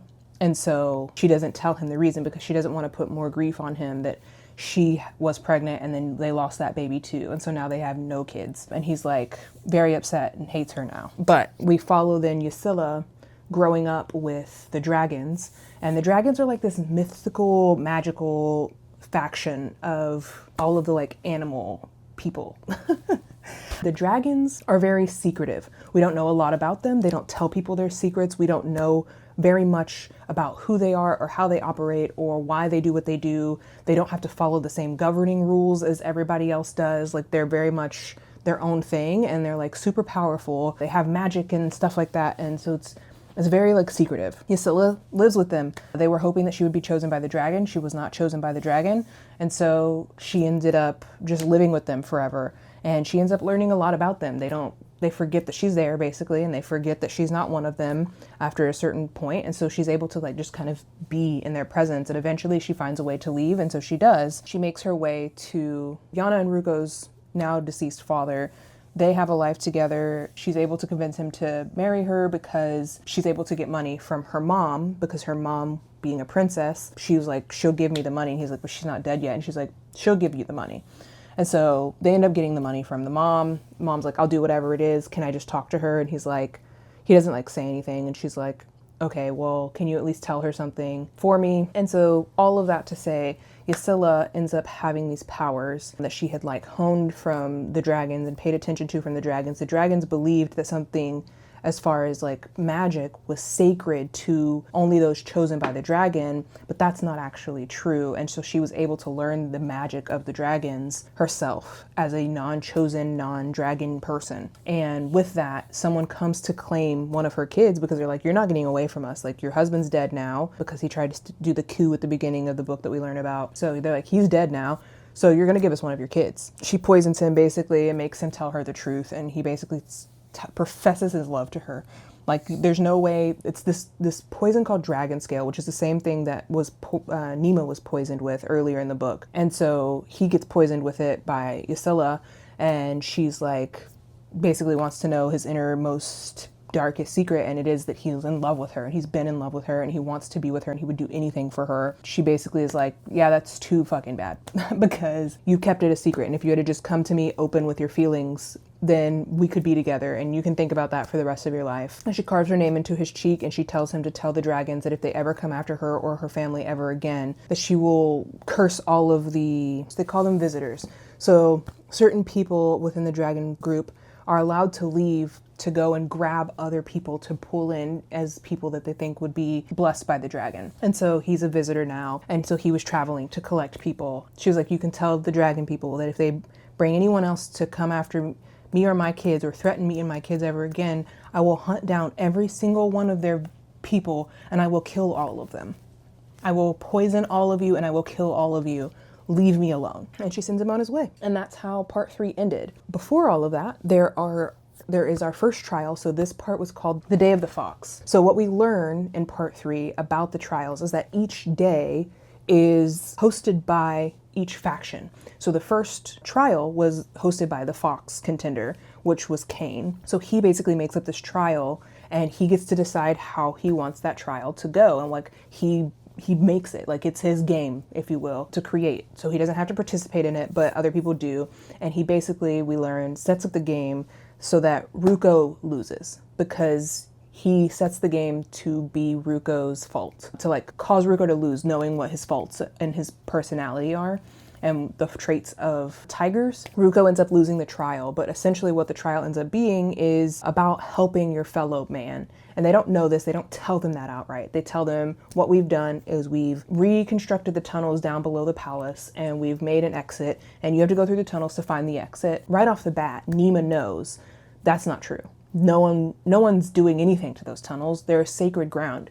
No one would ever do that. So she's like, already she knows that that's a lie, but she's not sure what the actual test is inside of the tunnels. They pair them all off, and the first person to be paired off is Ruko Worthy, who is the hound contender. He's the one that brought Yana and her family in the first part of the book. And so Worthy says, I'm not going in there. I'm gonna go ahead and forfeit because I don't want to go in there. His dad, who had stopped the assassination of the emperor, was buried in there. And he's like, I'm not going in there. I'm not disturbing my dad's resting place. I'm not doing that. And they were like, fine, go sit over there in the shade. And so he goes to sit down, and then they go through the trial. And basically what the trial is like I said, premise the whole way to like earn points, which is what they're doing to win it, is to help your fellow man. So Worthy ends up helping like pretty much everybody the whole time that they're there. Nima figures this out at a certain point before she goes in for her trial, and so she knows what's coming, so she is able to gather some points as well. Worthy ends up winning the trial with 5 points. Nima ends up getting 3 points, but something happens. So one of the other contenders for the bear contender, she apparently was sisters with the old Raven contender Gaia. So she's like distraught about what's happened to her sister and that her sister's dead, and that Nima's the one that's going to be investigating her sister's death. You're the one that murdered her because you hated her. You're the only one who hated her. Everyone loved her, so it had to have been you, and you're the one that killed her. And so she's so distraught by this. After they've passed out points and everything, she gets all upset and she attacks Nima by grabbing her by the arm and like digging her nails into her skin to the point that she makes her bleed. She's got like puncture wounds on her arm, and because she's like basically saying that Nima shouldn't be investigating, and she's not even investigating correctly, and she's not done anything at all to figure out who killed Gaia, and she just like is pissed. So once they give out all the points, Ruko, who got 0 points by the way, he ends up being like, hey, since she got attacked by the bear, like that's illegal. That's not part of the rules. It's not part of the game. And she's like, I didn't attack her. And he was like, she's literally bleeding. Like you literally stabbed her in the arm with your nails. So you attacked her. And he was like, no, it's not a big deal. It's not a big deal. Because she's trying to like make relationships with these people, and it's not really working out to her advantage. And so he's like, isn't that in the rule book? The Fox leader's like, well, I don't have a rule book. Does anybody have a rule book? And nobody has one. And Ruko, because he's smart, he's like, well, Nima knows everything. She's the Raven Scholar after all. I bet you she knows the rules by verbatim. And so the Fox leader is like, okay, don't just give me the point. Don't read out the whole scripture, because he knows how Nima is. And he's like, just yes, no, like what is it? And she's like, it is illegal to attack anyone outside of the arena. And he's like, okay. And she's like, I didn't attack her. He's like, and what are the consequences for that? And she was like, the person who attacked the other contender has to give up their points. The bear contender had gotten 1 point, so she ends up giving up her point, and it goes to Nima. So Nima, instead of having 3 points, now has 4 points. And the bear contender's all pissed off and upset about it or whatever. And Nima's like, you barely had 1 point anyway. Like, what are you so upset about? So it's very interesting. We also learn, I think it's before and after each trial, there's like fighting that they have to do. The combat is not intended to be deadly. You do not have to kill your opponent, but they do allow them to have weapons. So there's a hand-to-hand fight, a weapons fight, and I don't know what the third one is. I don't remember. Nima is fighting Worthy. And in the first round, he like goes easy on her because he knows that she doesn't know what she's doing. He knows that he's got more training, like he's better than her or whatever. So he tries to just go easy on her. He still ends up winning, but he's trying to go easy on her. But then something happens in the second round when they bring out the weapons. He hits her or does something where he attacks her a little aggressively, and she says, "Oh, Raven, help me," or "Oh, 8, please help me," or something to that effect. That because she is being followed by the Raven, even though she doesn't know it and she actually doesn't believe in the 8, she doesn't think that they're real, she ends up getting these powers from the Raven, and the Raven like helps her and like coaxes her into like fighting back. And so she ends up fighting back against Worthy, and she almost kills him. But she snaps out of it fast enough that she throws the thing that she had like a shield, and so she throws the shield and it like cuts through the tarp of the arena that they're on because it's so sharp on the end. And she's like, oh my god, oh my god, oh my god, and then he like beats the shit out of her. And then later she's like, I'm so sorry, like I didn't mean to do that. I'm like, she blames it on this dragon scale poisoning that she had happen to her in part 2, but he's like, I shouldn't have trusted you. I thought that you were better than that, and I was clearly wrong. And she's like, I promise I wasn't intending to do that. I'm so sorry. And like, she's like, the dragon scale's making me crazy, basically. She doesn't realize that it's the ravens doing that to her. So she loses another friend because he was like, I wouldn't say he's her friend, but she loses an ally, I guess is the better way to say that. So he's no longer her ally. The bear contender girl is not her ally. Now she's got like only, what is it? There's 8. She's one of them. She's got 5 other people that she can potentially rely on. One of them is Kane. One of them is Ruko. There's another girl, I can't remember her name. We have our dragon contender, because we did get the 8th contender was someone that they're supposed to be nominated by the dragons. It's never a dragon, even though everybody else puts in their own people. The dragons never do. They always pick someone else to like be a part of the mix. And so it's like a huge spectacle, and no one knows who it is until like the moment that they show up. Whenever the guy who shows up for the dragon contender shows up, it is like an uproar because the contender is an ex-dragon. He had to go through some ceremony thing that's supposed to be like super painful in order to become the contender for the dragons. In doing so, he loses his dragon power, but he is still technically a dragon. So everyone's like, what the heck? They're all terrified. They don't understand what's going on. Kane also plays a terrible joke on everybody where you're not supposed to eat dragon's food because it has certain poisons in it that's poisonous to other people but is beneficial to them. And he eats the food, and so the dragon's like, you're gonna die in like 5 minutes because you ate my soup. And he's like, oh my god, and he's like playing this out, and like 5 minutes goes by and he's not dead, and then 10 minutes comes and he's still not dead, and they're like he never ate the soup, like he was never poisoned. Oh my gosh, you played us. And so they're all pissed because they were all being like kind to him and helpful and all of that. I think if you think about it now in retrospect, that was part of his ploy to help people not get as many points during the Fox trial, because the whole point of that Fox trial was to help your fellow man. So he's kind of sowing this seed of distrust between everybody so that people won't want to help each other, I think. I think that was kind of his intention with doing it that way too. So very interesting. Nima finally does, after the trial, end up getting time to go investigate Gaida's murder. And we learn basically that Gaida was poisoned and died before she was stabbed. So they just put the knife, they stabbed her after she was already dead, which means that the whole spell that the knife has, because this knife is special magic powers that it's supposed to, as soon, like it's been cursed by one of the ex-empresses, and that if you use that knife and you draw blood from someone, it'll bring the 8 back. But because she wasn't killed with the knife, it didn't work. But we also learned from Nima doing this investigation that Nima's not the one that killed her, because Nima didn't drug her. So Nima's like, oh my gosh, it wasn't me, but someone did kill Gaida, and we don't know who it is, and we don't know why they would do it. And so Nima's still doing some investigating. She's still like interrogating some people, and one of those people is Ruko, because she notices that Ruko doesn't really have like a full solid alibi. And so she asks him about it because someone said they had seen him in a certain area, which is also near the area where Gaida had originally been murdered. So then we learn that Ruko had received the exile document from when his sister had been exiled, the one that was sewn to her chest. When she was left there, they took that off of her. And so he believes that he heard her voice and that it was her who brought him this letter. And so he's supposed to be meeting her, but she's like, your sister's dead. Like, I've read the document. I know exactly what happened. So she tells him what happened to his sister. But then she starts to put together that whatever's going on here is more about what happened to Yana, and has to do with what happened to Yana and punishing the people who were involved and what happened to Yana. So Ruko's being punished, she's being punished, Worthy's being punished because Worthy was the one who walked her through her exile. So it all seems to be like really focused on what happened to Yana. Now she's suspicious of Ysilla, which is Yana and Ruko's mom. And then we learn the story of Ysilla and the dragons. So that's a wrap on part 3.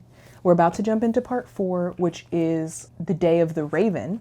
So this is our Raven test. I'm excited to see what that's going to be about, because this is, I guess, Nima's challenge. Unless we're doing this challenge based on what guide I had originally set up. I'm really enjoying it so far. It's a fun little fantasy book, and by little, obviously. She ain't really little, but I am enjoying it a lot, and I'm glad that I was able to like read a lot of it today because I do enjoy it. I'm just having a hard time getting my brain to like focus in on doing that because of everything else going on. I feel like my top priority really needs to be me trying to find a job and not necessarily working on YouTube or working on reading books when there's more important things that I really need to be doing. But like I said, after the interview that I had today, I might have a job soon, which is really great, especially because my last job gave me a severance package that now I just get to keep because I don't, like, if I get a job in the next week or two, then I just have this extra money, which is really nice because I can put it towards savings, and I can put it towards paying off some credit card debt, because obviously now that all of this has happened, I'm very honed in to like getting my family out of debt as much as possible and creating more savings for our family, because I don't want us to ever be in this situation again where I'm stressing out because we don't have funds to kind of like take care of our family for a while. I want to try and build up to a point where we have enough savings that if one of us or both of us lost our job, all of our bills would be taken care of for like 6 months. I think that that's a really important thing, and I would love to like be able to hold that much money in savings, but I also want to be able to create a savings for my daughter. Obviously, the economy is trash garbage, and I don't know what life's going to be like when she's my age or an adult. So I want to like create a savings for her and have that for her, whether that's for her to go to school or for her to get a home or to just buy groceries. I don't know. Whatever she wants to do when she's older, to have that money to be able to live a little and not have to struggle so much if possible. So anyway, those are my plans. That's what I need to work on. I'm waiting on this other job offer to tell me how much the pay is going to be on whether or not I'm going to try out for the role and interview for the roles. So we'll see what comes of it. But those are my updates. I hope y'all are doing well this Pride Month. We might be shifting some of my priorities this month as well. Obviously, with everything going on in my personal life with not having a job, reading's not my top priority, and honestly it makes me I feel guilty sometimes for reading when I'm not doing other things, because now I don't have a job, so I have no reason to be doing nothing, which isn't inherently true, but it's how my brain works. I have to fix it. I do have to fix that. My productivity does not my worth make, but that's where I'm at right now in my brain. There's a book that I saw, Kennedy from Cozy Games, Cozy K. If y'all follow her on Instagram or on YouTube, I absolutely love her channel. But she recently was talking about a book called Burnout, and she's raving about how great it was and how it helped her a lot with getting her mindset switched and changed from just being go, go, go, productivity is key and all of these things. And so I want to get that book, and I want to read that book sooner than later. So again, all of my book decisions may change this month just because of how everything's going. I'm not trying to like stress myself out with YouTube and reading, because that's not the point. We got to pivot where we got to pivot. And so I don't know, we'll see when this video's done. We'll see when it goes live. I still gotta edit it, and I still have to finish the freaking book. We're like 43. I've read 43% of this book. I still have so much left to go. I will say, like I said, I'm very much like tuned into what's going on, and I'm enjoying myself so much. So I'm probably just going to keep listening to it while I finish cleaning the kitchen for the day. Tomorrow I'll focus on a different room, and so on and so forth until I have completed cleaning every single room in this house in the deepest cleaning of ways. And then once we're done with that, if I still don't have a job by then, I want to finish painting the rest of my living room and kitchen area, and that way I can finish decorating out my living room. I want to hang curtains in there very, very badly, but I can't do that until the walls are painted. All of that to say, I need to get my crap in order so that I can finish cleaning my house. So that's my cue to go and stop yip yapping. So I will talk to y'all later once I've finished part 4. It's officially Wednesday at 9 o'clock in the morning. I am still reading The Raven Scholar. I am getting sick, which is very unfortunate for me, and I'm sure you can tell based on how I'm talking. The side of my throat started hurting like crazy last night. I don't know if it's because I spent so much time cleaning my house, and I think I might have done too much. I finished part 4 yesterday. I didn't stop because I just want to keep listening and just keep going, but I did finish part 4 yesterday. So if you remember, part 4 was the day of the raven. So in part 4, obviously we find out all about Ysilla and the dragons, right? So that obviously leads us to really consider like, okay, so Ysilla has this dragon scale, which is the poison that Nima was poisoned with in her bath. So with that, I was like, if the only person who has dragon scale outside of the dragons is Ysilla, we need to talk to Ysilla. So Cain and Nima venture out to go talk to Ysilla. She's obviously very hostile because she's always hostile. She doesn't like Nima for obvious reasons because Nima is the one who signed her daughter's death warrant even though her daughter was innocent. I do want to say that I feel like they're putting a lot of emphasis on Nima accusing her and Nima being the one to like do all of this and that it's all Nima's fault because Nima signed the paperwork. But I'm just kind of like, well, how is that Nima's fault? Like, I'm kind of confused in a way, like, yeah, I understand that you're saying like she could have decided not to sign the paperwork, but what would that have done for her? As far as like, would she have been shunned by the world, the communities? Like, what kind of bad repercussions would that have brought if she had refused to do it? But regardless, like someone came to her and said, I want you to do this job. And she did the job. She's not the one that decided to execute your daughter. She's not the one that walked her through this place. Like, she's not the one that like literally had your daughter murdered. That was someone else. So the fact that we're holding such a humongous grudge against Nima for writing a piece of paper is crazy to me. I really don't get it and I really don't understand it. Like, I can understand like having like animosity towards her as a parent for the fact that she was the one that wrote it. And so, you know, I can get it to a point, but the way that people are just like, you're a murderer is crazy. Because she's not the one that sentenced her to exile and she's not the one who literally walked her through her exile process. Those people could have stopped the process at any point. What Nima did wasn't gonna make or break the process happening. If she refused to fill out the paperwork, someone else was gonna fill out the paperwork. Like, it just seems kind of crazy to me, and maybe that's just me like rationalizing something stupid in my brain. I don't know. I'd love to hear your opinion, but all that to be said, Ysilla hates Nima. She absolutely abhors her because she thinks that she's the reason her daughter's dead. And I'm like, it's not her fault though. It's so crazy to me that y'all want to murder the crap out of this girl for what? So they talk to Ysilla about what's happening and what's going on. And essentially, Nima starts to put some pieces of things together. She starts to realize something fishy's going on. She found out that the emperor isn't who he says he is. Back when Yana's dad, Ysilla's husband, had tried to assassinate the emperor, he did injure him severely. And so he went into chambers to like heal, and he was there for like 5 days or something. After he's done healing, he has a like personality shift. And a lot of people attribute his personality shift to him almost dying.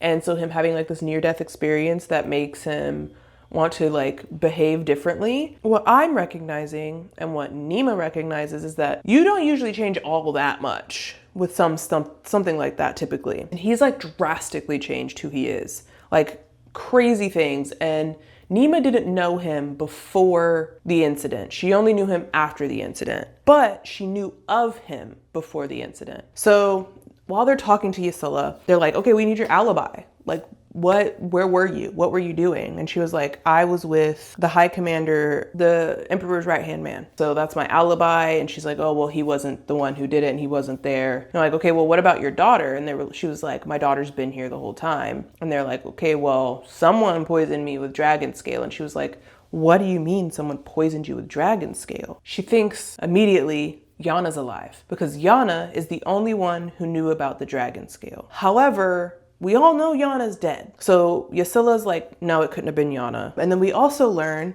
that Gaida had actually met up with Ysilla. Ysilla is the one that she met up with. And Ysilla was like, she was talking crazy. She was saying crazy shit. And I told her, you can't say stuff like that until you have proof. You need proof.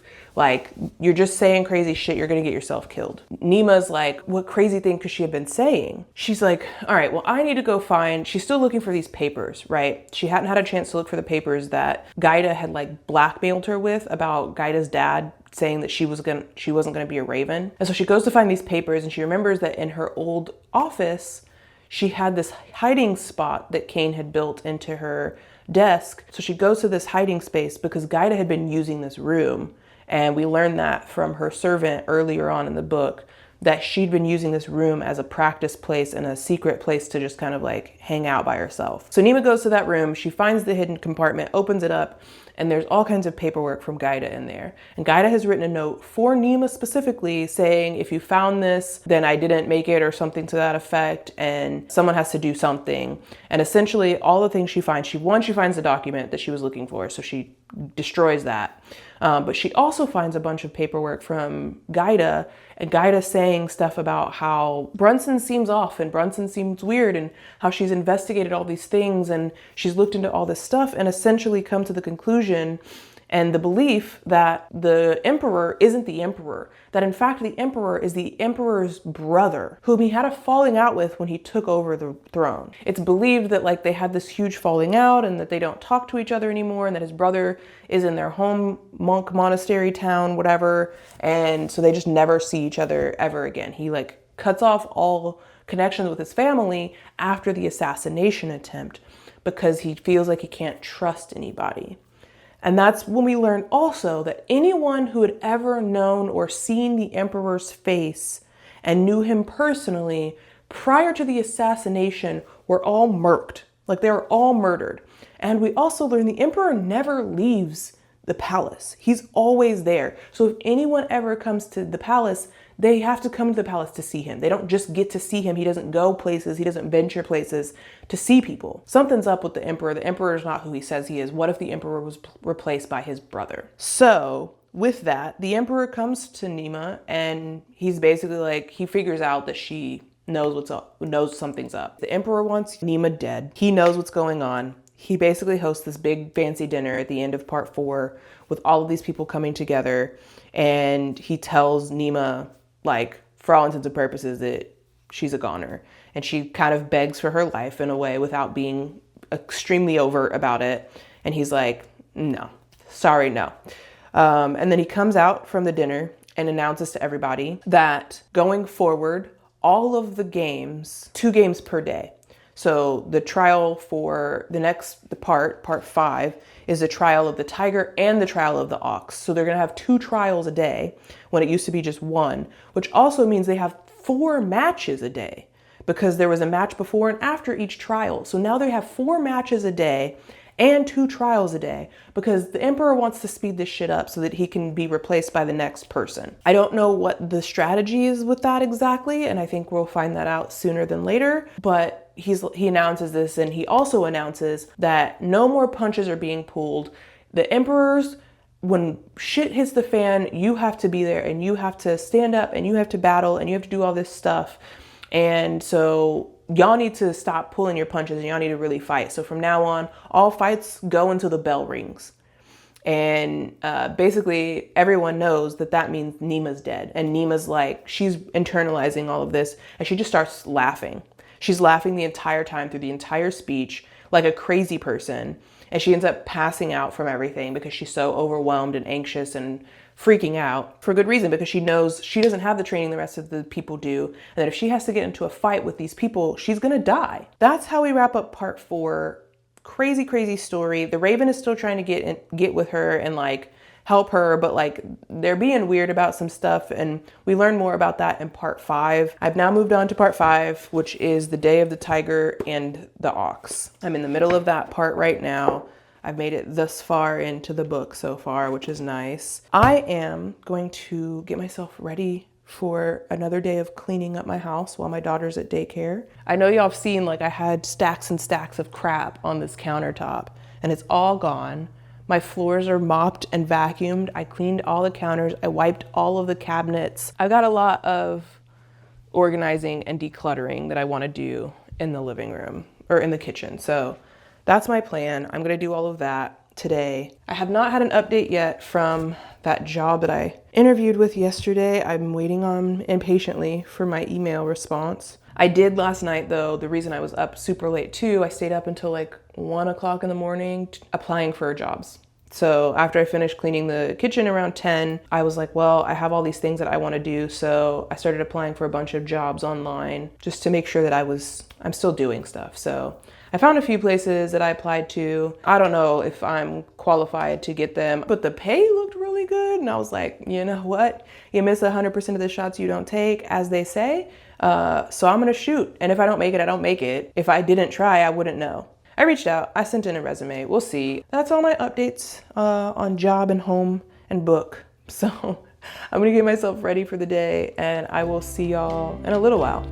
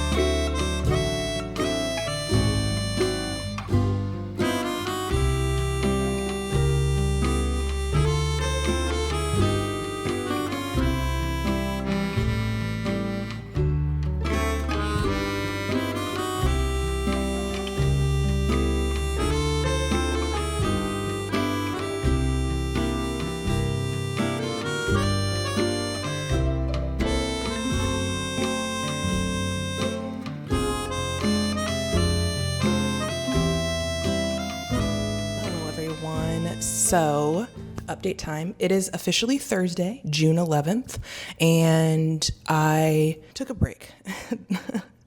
I was going way too ham, excuse me, for the last 2 days.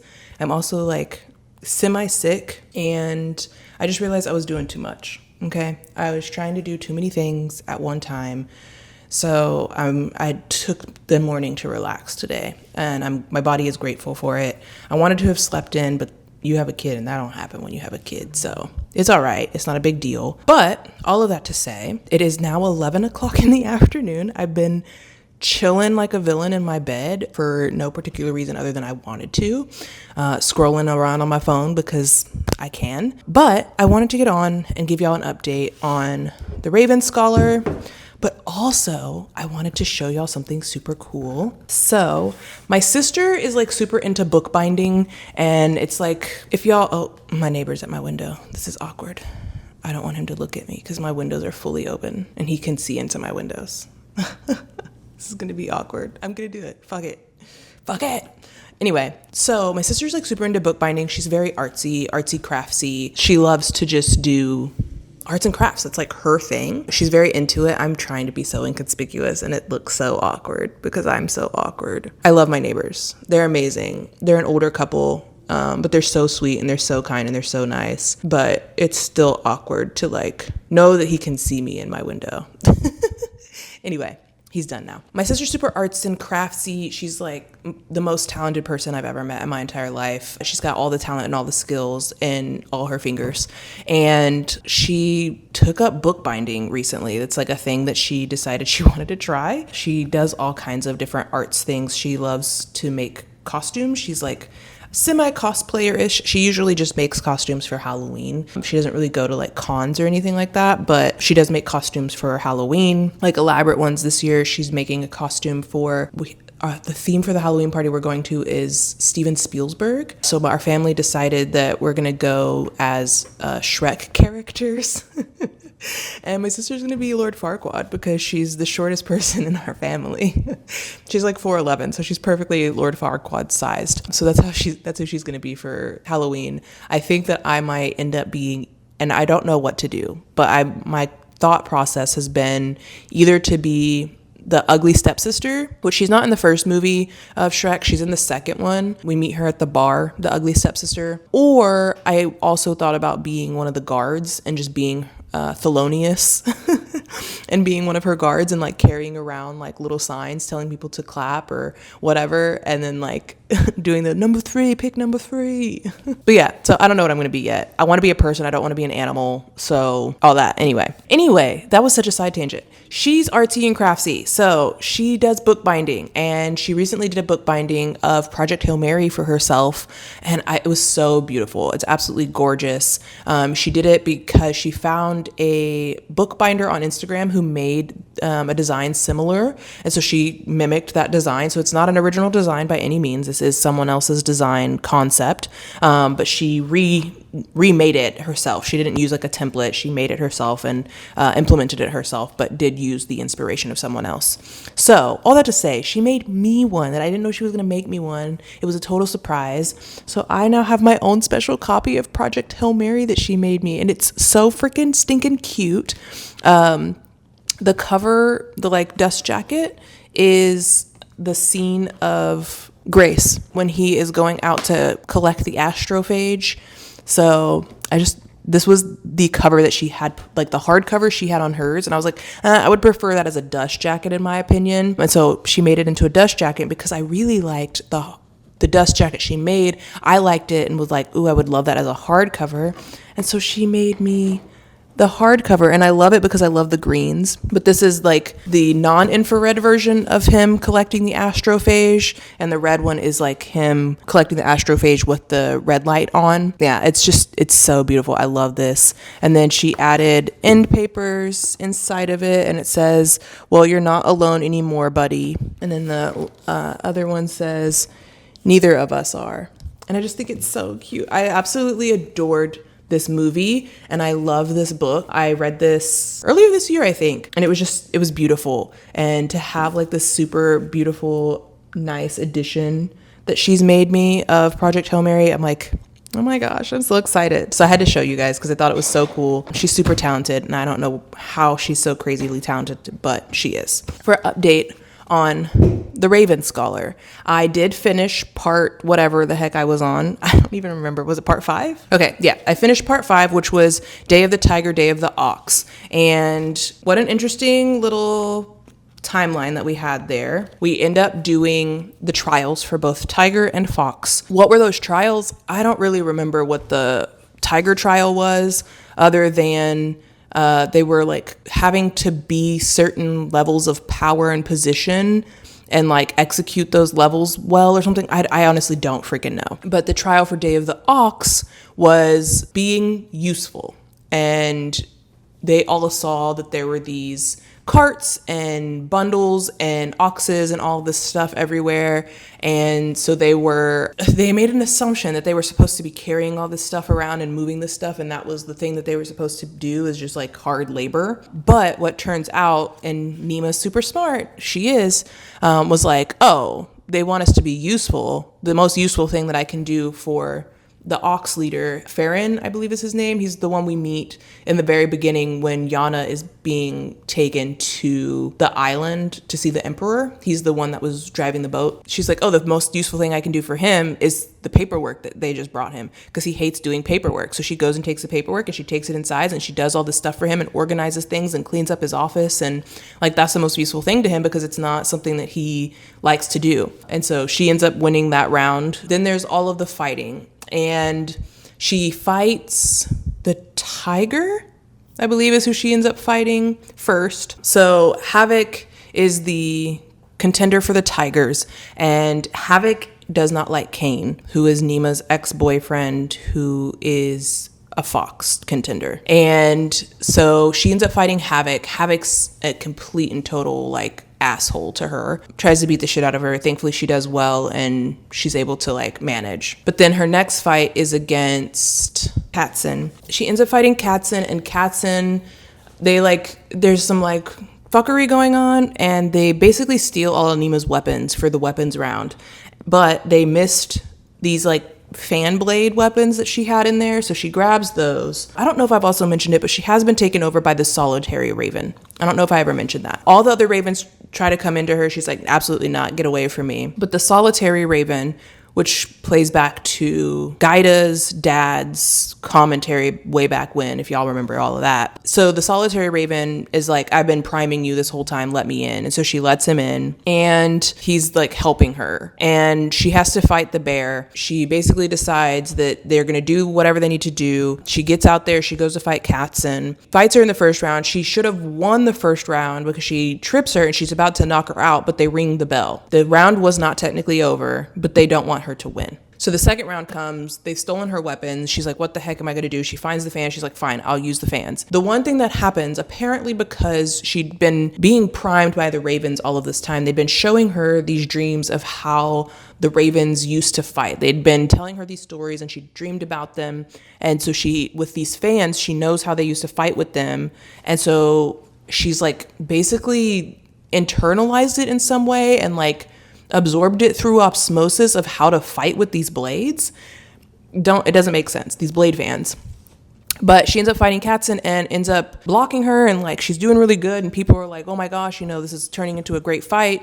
And then something happens where she goes to block Katzen, but Katzen moves her arm a weird way, and Nima ends up slicing her up her arm, and there's just blood everywhere. It goes through her skin, her tendons, her bones, all the way to her muscles, all the way to her bone, and she's just bleeding profusely. Nima's like, oh my god, she's trying to save her, and Katzen's like dying, basically. Everyone's like astounded. They are so shocked that they're like, they didn't ring the bell because Nima's not supposed to be able to win or fight or any of this stuff, right? They're like, oh my gosh, what's going on? And so then Nima's trying to stop the blood. Katzen's trying to die. She's like, whatever, I'm over it. I'm going to go be with my sister. And Nima's like, stay alive and I'll tell you everything. And so she immediately jumps alive and wakes up. They carry her to the infirmary. They end up having to amputate Katzen's arm up to the elbow. This means that she's now not like an effective warrior anymore, essentially, because she's missing an arm. But Nima goes to her and she does tell her everything that we know thus far about the emperor not being the emperor and him being a false person and all of these things. So then Nima gets pulled into a meeting with the emperor, and Katzen comes in and they're like, we know what's going on. And she's like, oh my god, I told Katzen everything. She said she wasn't going to tell, and she promised, and like their bond is their word is for being a bear or whatever that means. And so she's like, I can't believe Katzen told them, like, I'm totally going to die now, whatever. And then they basically are like, yeah, Katzen told us that she did it, that she stole this blade, this special cursed blade, that she's the one that stole it.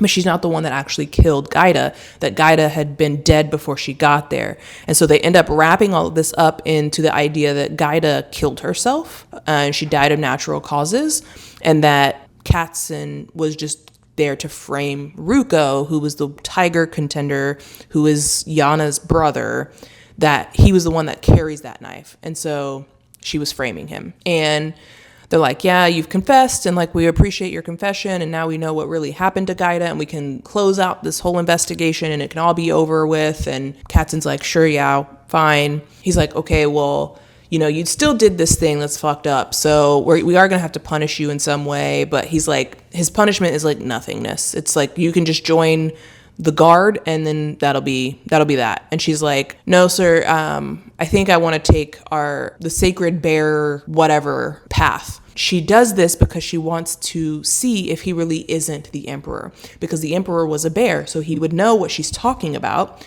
But because his brother's not a bear, he has no fucking clue what she's talking about. And in that split second when she asks for this request and he doesn't know what she's talking about, she sees it on his face, she registers it, and so she knows the answer to her question, that in fact that Nima is telling the truth and everything Nima told her is true. And so then she goes, oh, like, I want to take the bear jump or whatever the fuck it's called. I don't remember what it was called. But basically she's going to go back to their monastery that the bears are taught at and jump off the wall and end her life. That's what she wants to do. And they're like, okay. And she's like, if I'm able to just leave tomorrow, I would love to do this now so that I can make peace with what I've done. And they're like, sure, we'll get you there. And she's got this plan in her brain of like, okay, I'm going to go there to do this.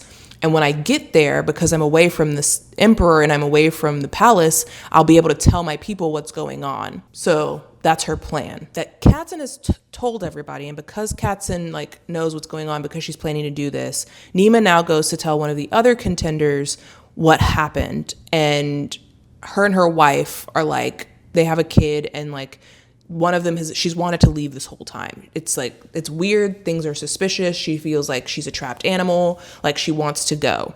And so when Nima tells them what happened, the wife wants to leave with the kid and like just go, but she's like, well, we can't, like I'm in a trial, I can't just abandon whatever, I can't leave.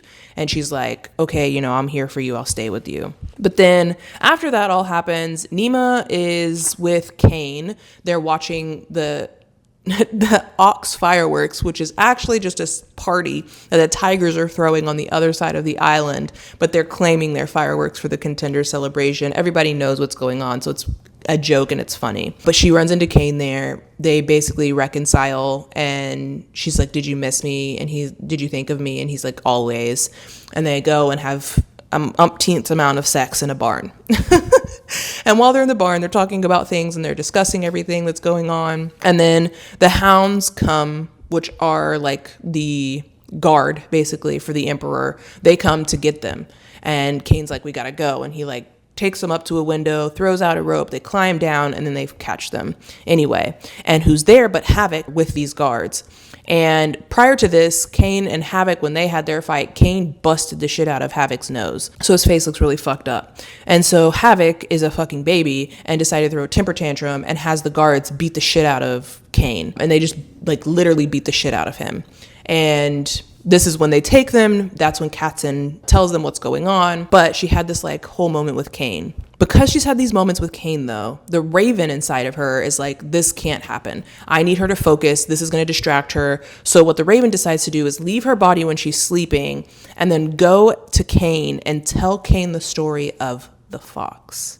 And that's when we learn that Kane potentially has the fox inside of him. And the reason we think that that might be factual is because we always there's like been like 2 or 3 times where there's been instances of people like pushing Kane too far, and it seems like his eye color changes and his teeth get sharper, and like it seems like he's morphing in a way, but then it's gone in a split second once he's got control over his emotions again. So now Kane knows that he has the fox inside of him. And that is how we ended part 5. So now I'm on part 6, which is the day of the bear and the day of the monkey.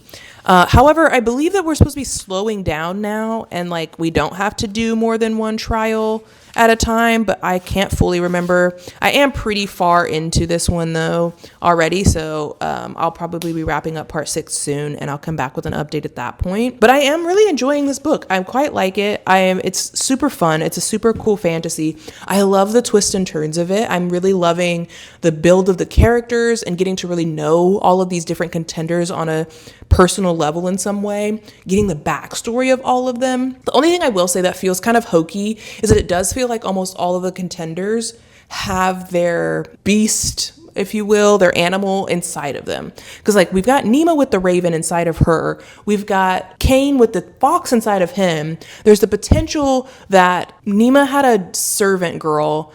I can't remember her name, Brenna, something like that. I didn't really tell you all about her, but she was there on the trail when Yana died.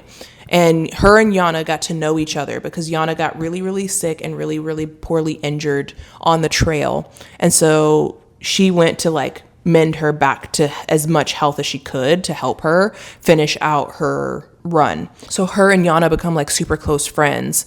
And so she's actually the one who's been making people think that Yana's alive, because Yana told her all of her secrets and told her all of the things about their family and everything. Yana is officially dead. This girl, Brenna, but she is the one that confirms for Ruko, Yana's brother, finds out from this girl that his sister is in fact dead. She saw her dead body. She's the reason why he has that summons that was pinned to her chest, because she went back and got it. Because her and Yana had made this plan that when she turned a certain age, she would go and do all of these things to help get her brother to be on the right path and to help him recognize what path he's supposed to be on and to do all of these things. Because there is like this idea that's floating around that Ruko is going to bring about the end of their world. that if Ruko becomes the emperor, the world will end. I don't know why, and I don't know what they've gotten to like solidify that idea, but that's a thing that's floating around. And so she's here to get Ruko to realize that his dream is not to be the emperor. He actually doesn't want this, that it was his father's dream, and he's just living out his father's dream. He doesn't agree. He thinks this is all his dream, even though he does in a way know that that's not factual. And like apparently in her dying, like she still didn't think the worst of everyone. According to this girl, she said that Yana really loved her brother and she actually really liked Shalworthy, which is Hound Contender. So Ruko's like, no, this is everything I've ever wanted. So that's how we find out also that the dragon scale wasn't taken by Yana. It was actually taken by this girl as well because Yana told her about it. So she's gone and she's taken dragon scale. She's taken money tiles. They call them tiles. But that's kind of the updates, I think, about everything going into part 6. If you love fantasy books, this is a really good one. I think that the world isn't too large for you to not understand what's going on. I think there's not like too many characters for you to not know what's going on. I don't think I have not felt like truly lost other than whenever it first started and I was like having the issues with like understanding that the Raven is talking to us. Other than that piece though, like I've fully followed everything that's happened in this book so far. I may not be able to remember people's names because I suck at that, but I think next time I do read one of these books, I am going to, like, as a character's introduced, write them down on a notepad or something that I can put inside the book so I can flip to that to remember who is a part of what group and how they're interconnected, because that's the only thing I think that's a little confusing is remembering how all these people are connected. So, like, the idea that Gaida's dad was the scholar leader for the Raven group that was supposed to be the one who was going to kick Nima out of school in the beginning, like that whole circle, like that's already confusing and that's just 3 people. So like remembering all of these interwoven connected relationships, I think that's the most difficult part about this book. But because I've been reading this back to back to back and it's not taking me that long to read it, I still remember a lot of those things. So it's not like super hard. Also repeating myself and what I remember to you guys is really helping. So anyway, that's my update on the Raven Scholar. It is now 11:42. I have to go pick up my daughter in like 15 minutes from daycare. So I'm going to try and make myself a quick lunch, read some more for the next 15 minutes, and then we'll go get her and come back home. The next thing I need to tackle though is this office. Look at that table. I've just been bringing stuff in here and throwing it in here. So I'm kind of feeling like today might be the day to like deep clean the office. Because I also have all of these stacks of books that I need to put away. Some of them are new books. Some of them are old books that I've already read that I need to put up. Some of them are books I want to get rid of. I also still have this stack of books that I read last month that are still sitting up there that also need to get put away. So I've got a lot of stuff that I just need to do in this room. And my daughter keeps trying to come in here and I can't let her in here until it's cleaned up. So I'm thinking I might do that next. And then I still need to like tackle cleaning up the top of this cabinet situation. The base of the bookshelf is essentially what that is. That's where the bookshelf's going to go. I know I keep talking about it. I have a bookshelf, and that's what it's going to be. I'm going to build in, me and my dad are going to do a built-in bookshelf thing on this wall, all around the TV and above the TV, like it's floor to ceiling. I'm so excited so that I can actually have somewhere to display my freaking books, because having them in here, like, it's cool to have them in this little chest because I know, oh, these are the books I haven't read yet, but I can't display, like, all the books that I own that I have not, that I have read and kept are just locked up in here. That's sad. I want them out. So anyway, I'll see y'all when I have an update on the book in a little while. Okay, hello. It is an update time. I finished part 6. I am now about to start part 7. I actually haven't started 7 yet. I immediately stopped it. So we just wrapped up Day of the Bear, Day of the Monkey. Some key pieces that I forgot to tell y'all about in my last update. 1, the girl that I told you about that Ruko had said he wanted her to be released from the dungeon prison. The reason I brought her up was because not only is Cain have the fox inside of him and Nima has the raven inside of her, girl also had seen and talked to the bear. And so she was touched by one of the 8. That's what they're called. So I just thought that was very interesting that it seems like there's more people here who have connections with the 8, like the original 8, than sounds to be normal. I don't know. It's very interesting. But I'd forgotten that part. Also had forgotten Havoc withdrew himself from the contest. He's no longer a part of the contest. He pulled himself out. I had forgotten about both of those parts. So both of those are important things to remember. So in part 6, we have the day of the bear and the day of the monkey. The day of the bear, Nima is awoken by contenders and they just throw water in her face and they're like, get the fuck up, basically. And they're like, it's the day of the bear. But she goes to sit with Kane and he's acting really weird. And he's avoiding her and he wants nothing to do with her. Nima and Kane are not talking to each other. Now that he's found out that he has a fox inside of him, he's freaked out and he doesn't want anything to do with anybody. So he's just like avoiding her. The raven that is inside of Nima is called Soul. That's the name he wanted to be called. So that's the name he is because he's solitary. She called him Soul and he was like, I love that. So that's what she calls him. So Soul is like talking to her like, oh no, what a shame. He's not your friend anymore. Not realizing that he is the reason why Kane's not talking to her because he's the one that told Kane that he is the fox. But then Tala is one of the other contenders that I kept forgetting her name. She's the contender, I do believe, for the ox. So that means Havoc was the monkey contender. So Tala comes to Nima and she's pissed because her wife and her son did in fact leave, even though her wife said that she wasn't going to go anywhere. She left. Tala's pissed off at Nima because she thinks Nima's breaking everybody apart and she's ruining everything and she's forcing people to lose the games on purpose and blah, blah, blah. So she's pissed off at her. And then after that, we learn about she needs to go and do her bear test, and her bear test is being interrogated essentially, and it's a funny scene. But he's interrogating her, and like while he's interrogating her, she's talking back and forth with Soul, and he's like, am I boring you? And he's like, don't say yes, Nima, this is a test bit. And so she goes, I think we're all bored, aren't we? And she looks at the guards at the door. They glance at each other and one of them gives a slight shrug, and Nima turns back vindicated. Look, it's like you said, I'm not up to this. Don't get me wrong, I don't think I'd be the worst empress in the history. I know the law and I respect it and I could definitely carry off the robes, but the truth is I don't want the throne, never have, never will. And he looks at her and says, well, what do you want? And she said, peace, a quiet, still mind, that is what I would like, brother Jaren, peace. When she opened her eyes, Jaren gave her a half smile. Interesting. Thank you, novice 2, you may go. And that was it. It's also a 2-part trial. They do their part 1. Part 2 is like a physical test. It's basically like them doing push-ups, sit-ups, jumping jacks, and they're doing all this stuff. And he's like, all right, time to get started. And she's like, what do you mean get started? I thought that was it. And that was supposed to just be the warm-up. So she was falling behind. She ends up passing out. Soul's trying to keep her awake by screeching inside of her. I don't know how else to say that. And it works for a little while, but eventually it stops working. And she just like falls out and passes out. So Havoc ends up leaving the trial. Nima's pretty sure that he's the one that killed Gaida. And he's like, I couldn't have killed her, remember? She killed herself. So we're almost certain that he's the one that did it. We don't know why he's helping. At this point, we're just like, he's assisting for some reason. We don't know why. At the end of this, Nima ends up pushing the raven out. She makes him leave. She's mad at him. She said that he'd been very quiet since she'd passed out, almost as if he knew he'd gone too far and was hoping Nima had forgotten about it. This is when we're supposed to be starting the monkey test, but instead we are doing some of our fights. So we've got the fox, which is Kane, and the raven, which is Nima, for the first fight. So Kane has to fight Nima.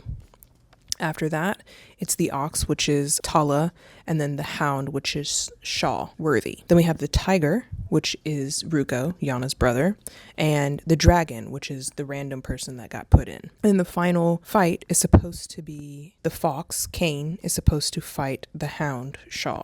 Vibras is going through the schedule, and he calls Kane the fox, and Kane's like, don't call me that. And like, he's just very touchy about things all of a sudden with being the fox. So Kane and Nima end up fighting each other, and in the beginning they're kind of like both holding their punches. They don't obviously want to hurt each other, but Nima's like pulling back, so she wants Kane to win, so she's pulling back so that he can win but not like completely beat her up. So they've in their first round, he should have won, but Vibras is like, the winner is the raven, and everyone's like, what the fuck, like what do you mean? Nima's like, he clearly won, and Kane's like, clearly I won, like what the fuck are you looking at, like everybody else is clearly saying that I won. And he's like, next round.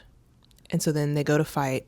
Nima's gotten all her fighting gear given back to her, so she has all of her weapons, but she ends up going with the fans again, mostly because she just wants to deflect. She doesn't want to cause harm. She just wants to deflect, and it's her strongest weapon, so she goes with that. But when she turns around, Kane has knives, and it's because his mentor person has given him knives specifically. They're like, you have to win, you can't lose, like you have to win at all costs. So he's forced to have to fight her with knives. So they go in, Nima turns around, sees that he has these knives, and she's like, oh shit. So she's like, okay, I'm just gonna defensive moves only. I'm not gonna hurt him like I did the last person. I'm just gonna defend myself. So she's trying to defend herself from him. When she's trying to deflect one of his whatevers, she accidentally cuts him on the back of his hand with her fan. And he transforms into the fox, and she sees it. His eyes turn yellow, they turn into slits, his teeth start shining, and he licks his teeth, and the fox basically says something to Cain of like, is she hurting you? Let me help. And he just comes forward on his own and starts attacking the shit out of Nima. He throws a knife at her, and she's able to deflect it, but the way she has to deflect it, she accidentally slices her neck with her own fan blades. So she's bleeding really bad. She almost cuts an artery by doing so.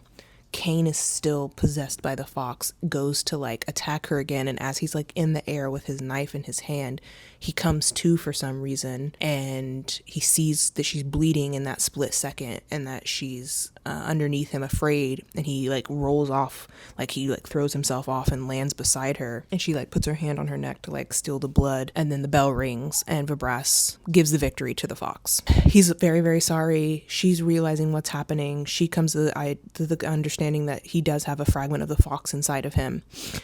There is this distinction of the fragment, and I didn't clarify this before because I didn't really know if it mattered, but it does. So when one of the 8 enters its host body, essentially what they do is all of the, whatever animal they are, all of the animal that were, have been, and will be enter your body, like all of them. You've got every raven that's ever been inside of you, every raven that's ever going to be inside of you. Like you've been taken over fully by all of these entities, whatever that really means. I don't actually know what that fully means. She confronts Cain about it after she's been patched up and everything, and she's like, you have the fox inside of you. And he's like, how did you know? And she was like, thankfully it's just a fragment. And he's like, it's not a fragment, Nima, it's all of them. It's all the foxes. And she like freaks out, and she flashes back to when she had asked Soul, her raven, if Cain had had a fragment inside of him. And he said, no, he does not have a fragment inside of him, negating the fact that that's because he has a whole fox inside of him. He's got all of them. So he's freaking out. He's terrified. He's like, we're battling each other, basically. He's trying to take over my body.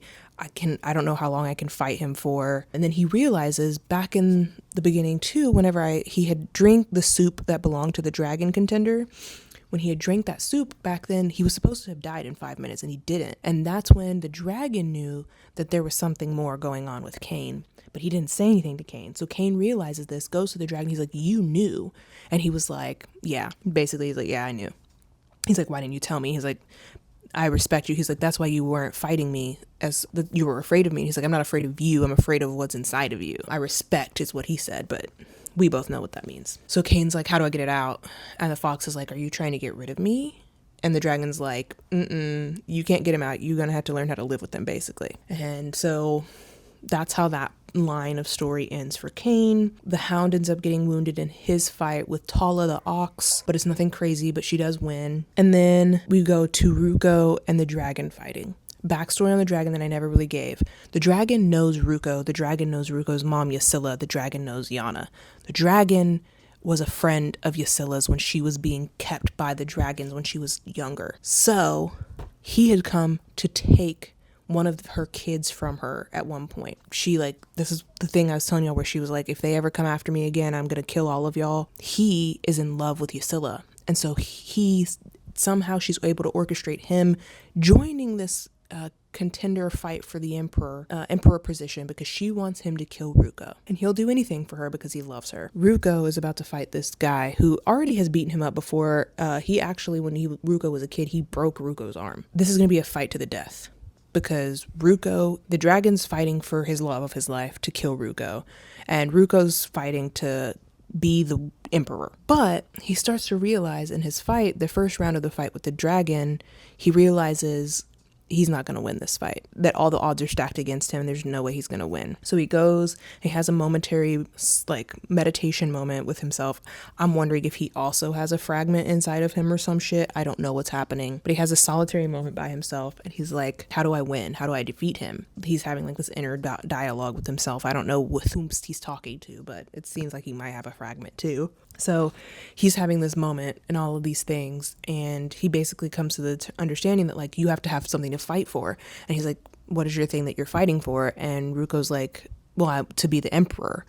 And then he thinks back to what the girl had told him about being like him. He doesn't actually want to be the emperor. Bina, that's her name. The girl's name is Bina. So he realizes he actually doesn't want to be an emperor, but like Bina had mentioned, like that's not really what you want. That's what your father wanted. And he realizes like, you're right. That's not what I wanted. That is what my father wants, and I don't want that. And so like, what does he have to fight for? He has nothing, so he's gonna die. So he goes up on stage, he's ready to do this weapons fight with the dragon, and he looks up, and his mom has been in the stands this whole time, which is also a distraction for him. And every time Ruko gets beaten by the dragon, she cheers, which is crazy work because that is also your kid. I understand that he sentenced your daughter to death, but he is also your child, and so it's really weird that you're cheering for his death. Very odd to me. I'm sorry. I know it's a hard thing because he's the person who like quote unquote sentenced your daughter to death, but like still. All of that happens. He is looking at his mom out in the stands, and then he sees Bina. She was released from the prison, and she's like cheering for him, and he's like, I do have something to fight for. And so then he goes and wins the fight with the dragon. The dragon is dying. And then we move on to Nima realizing she has to be the one to defeat Ruko. Otherwise, Ruko's gonna become the emperor, and the rumor thing that the dragon has prophesied about Ruko killing the world, like she's like, if that's really true, I can't let him win. Even if I do think he's like, he would be a good ruler, I can't let him win. So then she's like, okay, but Cain also can't win because Cain is possessed by all the foxes, and I can't have him win either because that's terrible for the empire. So she's like, I have to do it. I have to be the one to win. I have to want this now. The last thing that they have to do is their last trial, which is the trial of the monkey. And basically, so they're on this big stage, all these people are watching them, blah, blah, blah. Cain does like this song, and he like sings this song about someone, and everybody loves it. And then Ruko goes out and tells a story, and people are undecided. And then it's Nima's turn, and they pretend that they forgot about her. And so they're like, okay, that's the end of the show. Let's evaluate points. And people are like, there's still one more person. And he's like, oh, I'm so sorry, contender Raven, contender. I completely forgot about you. I am so sorry. Before this had happened, while the hound contender is doing his performance, she runs off and she goes and finds the solitary Raven. She's like, I need your help. And he's like, okay, what can I do for you? There's more to the conversation, but it doesn't fucking matter. He's like, yeah, I'll help you. So she goes, and they're like, oh, shoot, we forgot about you, Nima. And she's like, all right, I've learned a lesson from watching these other people perform on stage and how they command the attention and they command authority and all of these things. That's what being a ruler is, right? So she's like, all right, if I'm supposed to be a ruler, then I'm going to act like one. And so she doesn't respond to him, and she just stays in her seat, and she turns away, and she just sits there, and they're like, hello, like, come on, like, we're waiting for you. People are starting to get restless, right? They come over and they're like, you need to come perform. Like, everyone's waiting on you. And she's like, yeah, I will come perform a formal apology before I rise. And he's like open-mouthed, just like, what the fuck? And he's like, he goes back on stage and he's like, Contender Craw, on behalf of the festival committee, I apologize unreservedly for any offense you may have felt. So then she gets up, she goes over there, she stands on the stage, someone pulls out a thing from the box, and her thing is friendship. Some people laugh because, again, Nima is kind of a solitary person. She doesn't have a lot of friends. She doesn't have a lot of people who love her or who think highly of her or anything like that. So she was certain that the subject had been chosen to mock her, just as he had forgotten about her on purpose. So she sits there and she waits. And they wait, and then she says, Gaida Rack was not my friend. And people are like, what the heck? Why is she talking about Gaida?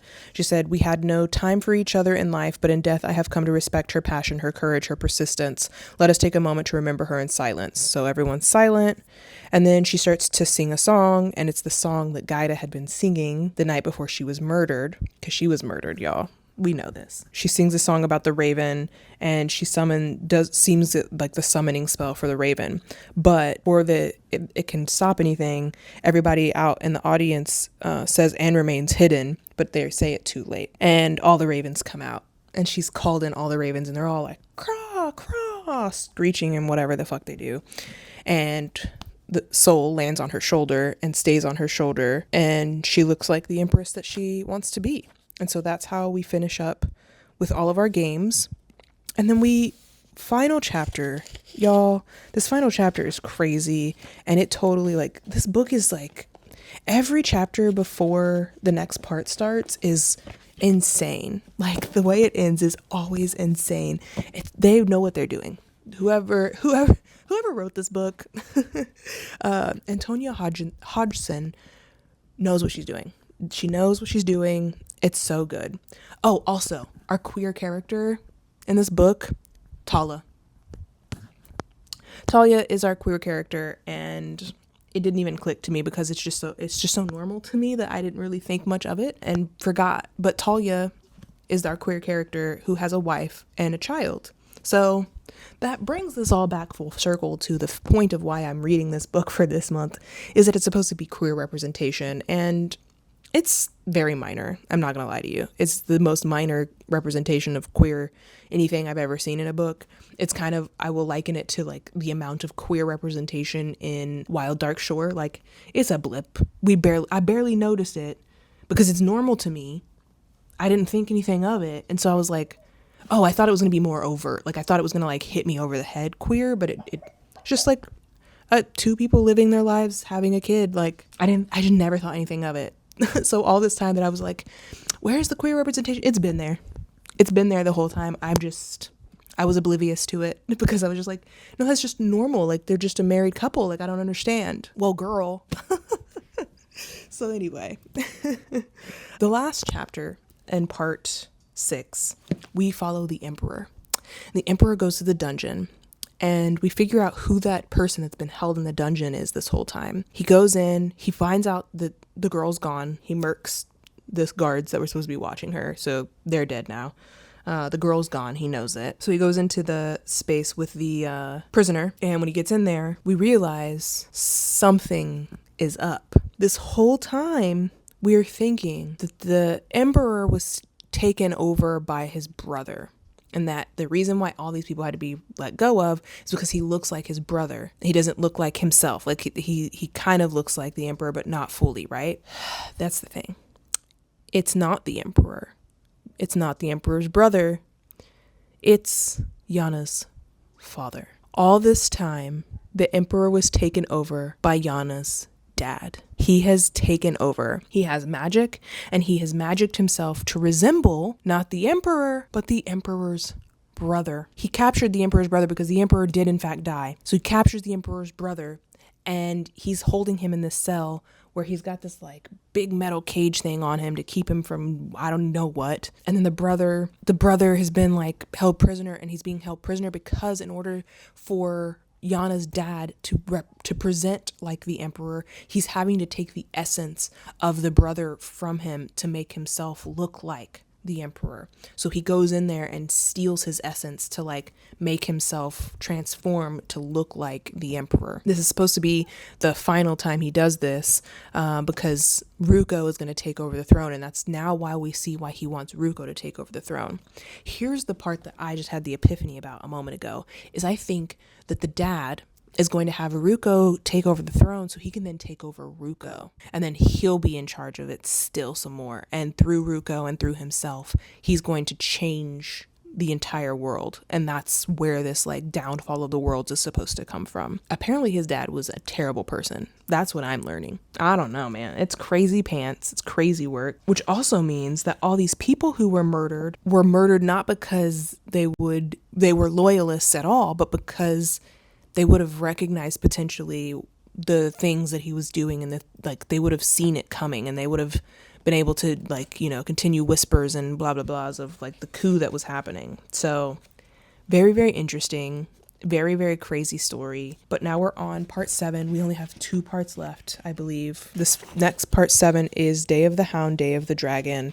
I am interested to see what happens in this. It's this crazy story. I'm really, really loving it though. I'm so excited. And now I can't wait for the other books to come out because this is so like, there's so much drama and twists and turns that I wasn't expecting. It's just so good. And if you've made it this far, I'm sorry that you didn't read this. If you didn't read this, I hope that you read this book because it's so good. I'm thoroughly enjoying it. And keeping in mind, I'm just giving you the like headlines of what's going on. Obviously, I'm not telling you every single detail. I'm telling you the parts that mean the most to the story. I recommend reading it. The writing is beautiful too. I think beautiful is maybe not the word. The writing is, what's the word I would use? I wouldn't say beautiful. I would say the writing is very descriptive and concise and clear. Everything's on purpose. Everything has a reason. It feels very different from some of these other fantasies that I've read where it just feels like what are we doing? What's the point? Like everything ties into something. I think it's done really, really well. I think she's done an amazing job with this book. I'm really loving it. It's fun and witty plot twists and turns, and it's a really good fantasy. I really am enjoying it, and I can understand why a lot of people really like this. Again, this is a trilogy. The trilogy is called the Eternal Path Trilogy. This is the only book that's out thus far, I believe, but I will be participating in the other books because this is really, really good.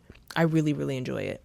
Obviously, I haven't finished it, so we got to see how it ends, but so far, it's 5-star feelings over here, babe. It's 5-star feelings. Anyway, I'm gonna go. I need to go get my daughter.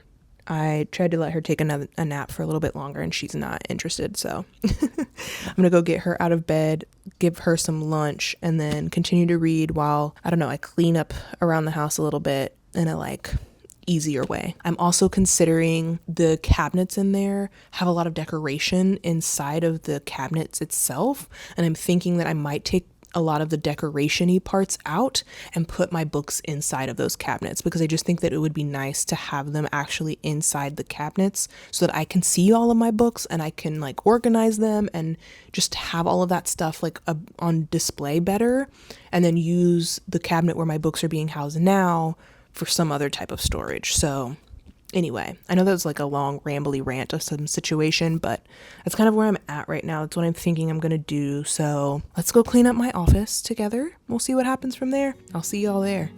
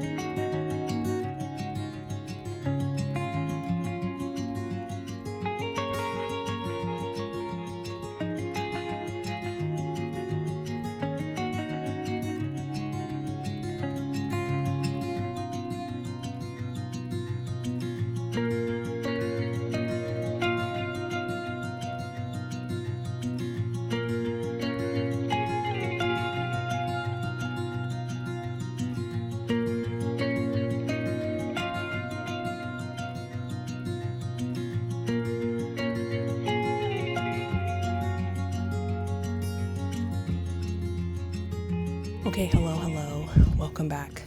Update time. I finished organizing my bookshelves. I'll show you all those in a minute, but I wanted to give you my update on The Raven Scholar.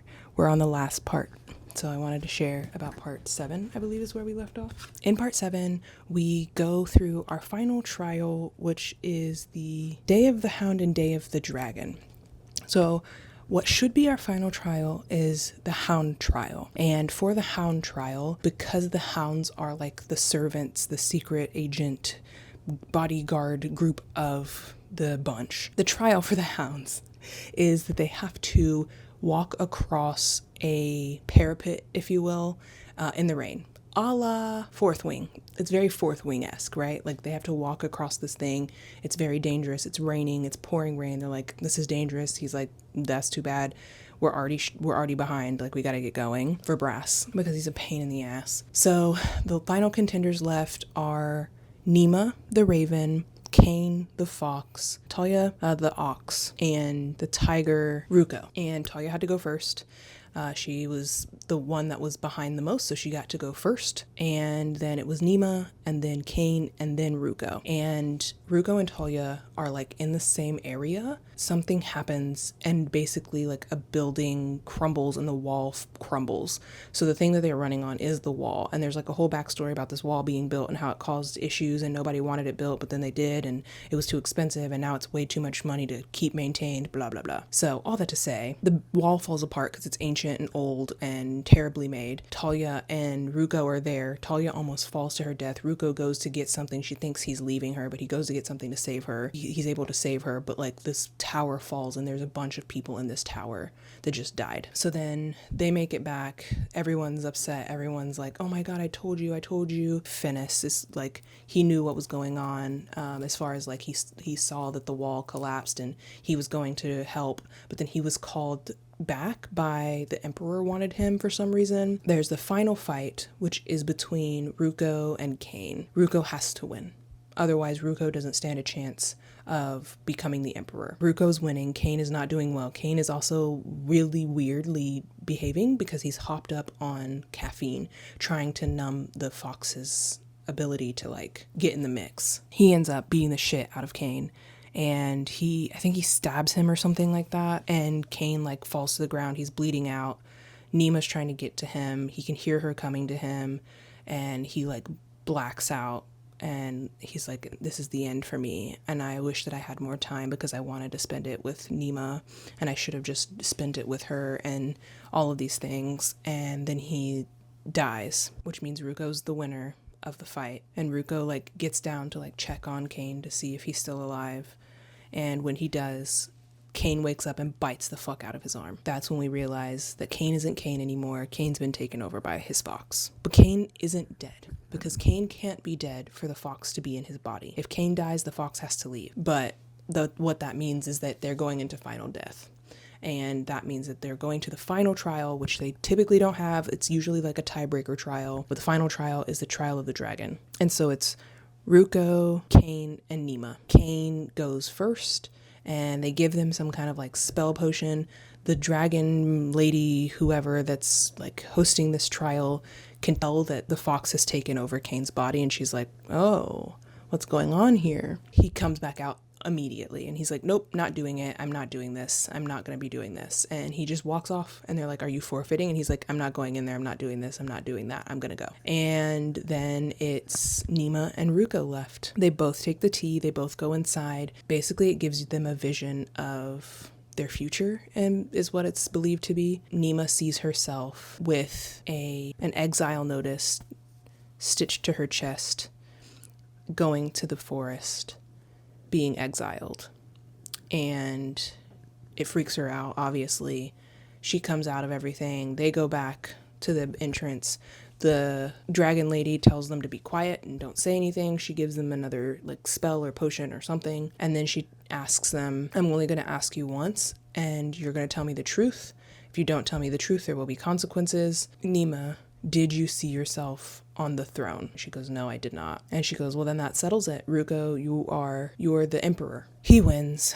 They try to explain to each other what they saw, but they're not able to explain it. They're not allowed. It won't let them explain what they saw. So then she tells Ruko what she saw, because she's like, I'm not going to be the empress. So I failed this whole thing. The world is going to end because he's going to be emperor.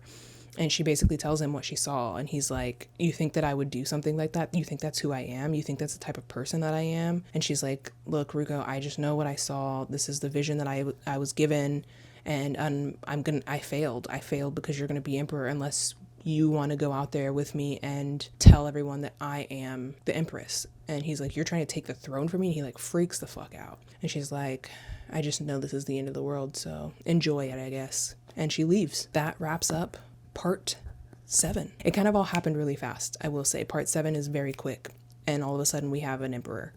And I don't know how I feel about that, because I feel like this book, we've gone through so much to just get to like the part where we finally have an emperor, and it's just like, it feels like it happened too fast. I don't know. And too easily in a way. I don't know. It's just very odd, but that's it. That's my update. And I have to take my daughter to daycare in the morning, and I have an interview at 9 a.m. So I need to go to bed and be rested for my interview tomorrow. But I wanted to share with y'all what I did with my cabinets. I'm very pleased with them. Essentially what I've done, this is going to be our new like filming corner. I'm super excited for it. I think it looks so good. I'm glad that I changed them around. I loved all the stuff that I had inside of my cabinet, but I just like the idea of having my bookshelves being, like my books being visible on my shelves. These are all the books that are my TBR books. And then all the books that I have read are sitting on this, on my daughter's table. And I'm going to put those in the cabinet in the corner. So I moved everything that was in the cabinet out of the cabinet.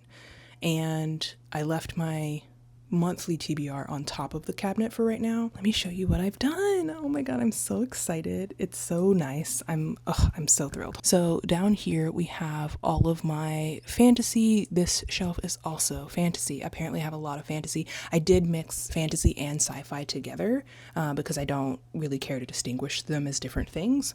But what I have done down here, I have a lot of my fantasies that are kind of either ones that go together with, like, I have multiples of that series. So you'll see like the Sarah J Maas right here, or the Carissa Broadbent down there. I also put Feybound and Spark of the Everflame there because both of those are in a series, even though Spark of the Everflame is not mine. It is my sister-in-law's. And then I have my husband's Dungeon Crawler Carl's, and I kept his other, Matt Dinniman's other book next to that. Behind this guy, I have my Lord of the Rings book set. I just thought I would make them, it made the most sense. And then I just have some randoms down here at the end. And then this shelf, I did kind of different. So I stacked my paperbacks to kind of save some space. These were all similarly sized or small. So I just kind of stacked all of those here. And then whatever fantasy was left that were hardback or really big, I just stuck here. But yes, so we have middle grade and young adult.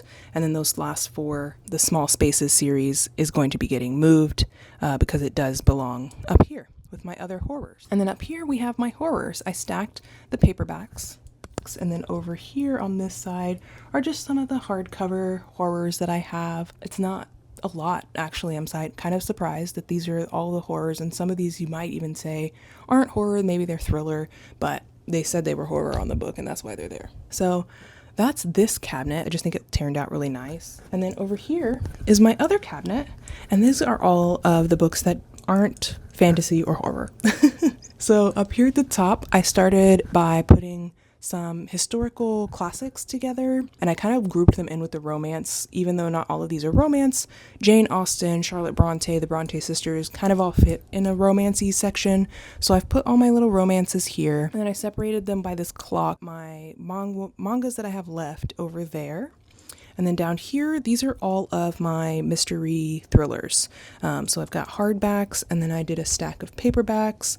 This area is a little lighter in books, obviously, so I put a little bit more trinkets over here, which is nice because I didn't have a lot of space for those in the cabinet that I emptied from all the books. And then finally down here at the bottom, I have some of my more, like, I kind of separated these out in a weird way. I have some like death macabre woo-woo type of books here.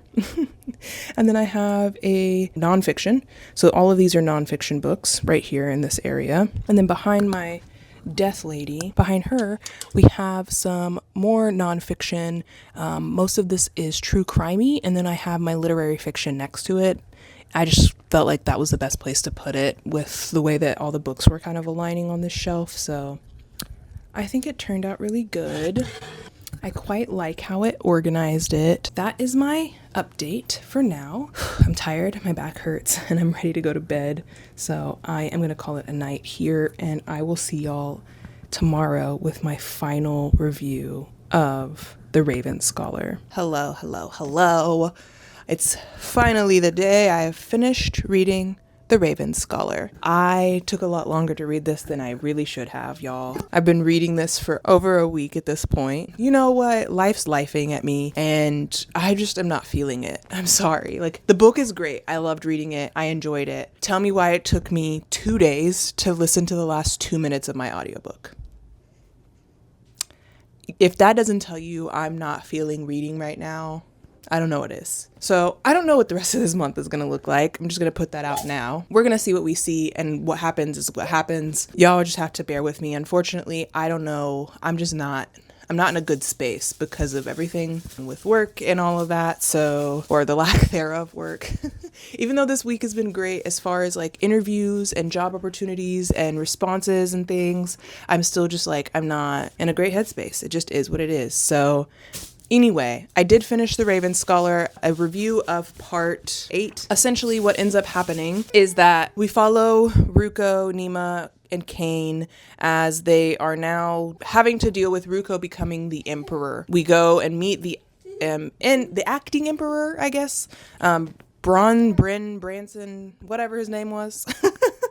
And when we go into the chamber with him, things are not feeling right. Things feel odd. They're upset that Nima isn't wearing the outfit that they asked her to wear. And she's like, I didn't want to, and I don't feel like it, and I don't care. I don't give a shit about this. And they were like, okay. Essentially, it's revealed to them and everyone the suspicions that Nima had weren't exactly correct, that it is Ruko's dad who has been acting emperor all of this time. They all see it now. It's all revealed to them. But what ends up happening is that Ruko's not dead father decides that he's going to continue to rule this country, and he's going to use Ruko as his scapegoat this time around. Essentially, his mother was in on it. Ruko's mom pushes him to like help the dad become Ruko now. And so he's taking Ruko's essence from him. That's like a whole thing.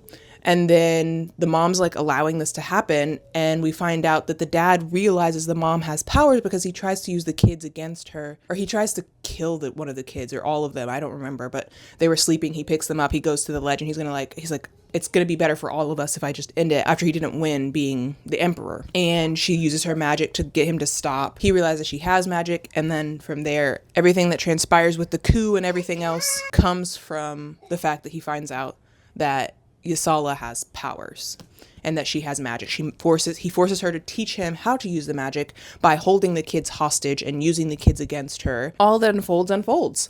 And so when everything happens with Yasala and Yana going to the emperor when they're called in, the reason why people think that Yasala has this relationship with the emperor is because she technically did, because it was her husband, and no one knew that. So all of that to say, we all find out what's going on. The next piece of the big twisty reveal is that Yana's dead father, Ruko's dead father, who's not dead, I can't remember his name, it starts with an A, and he ends up deciding that somehow, some way, he determines that we as the people that in the book created these beings. We created the 8. And so if we created them, we can uncreate them, essentially.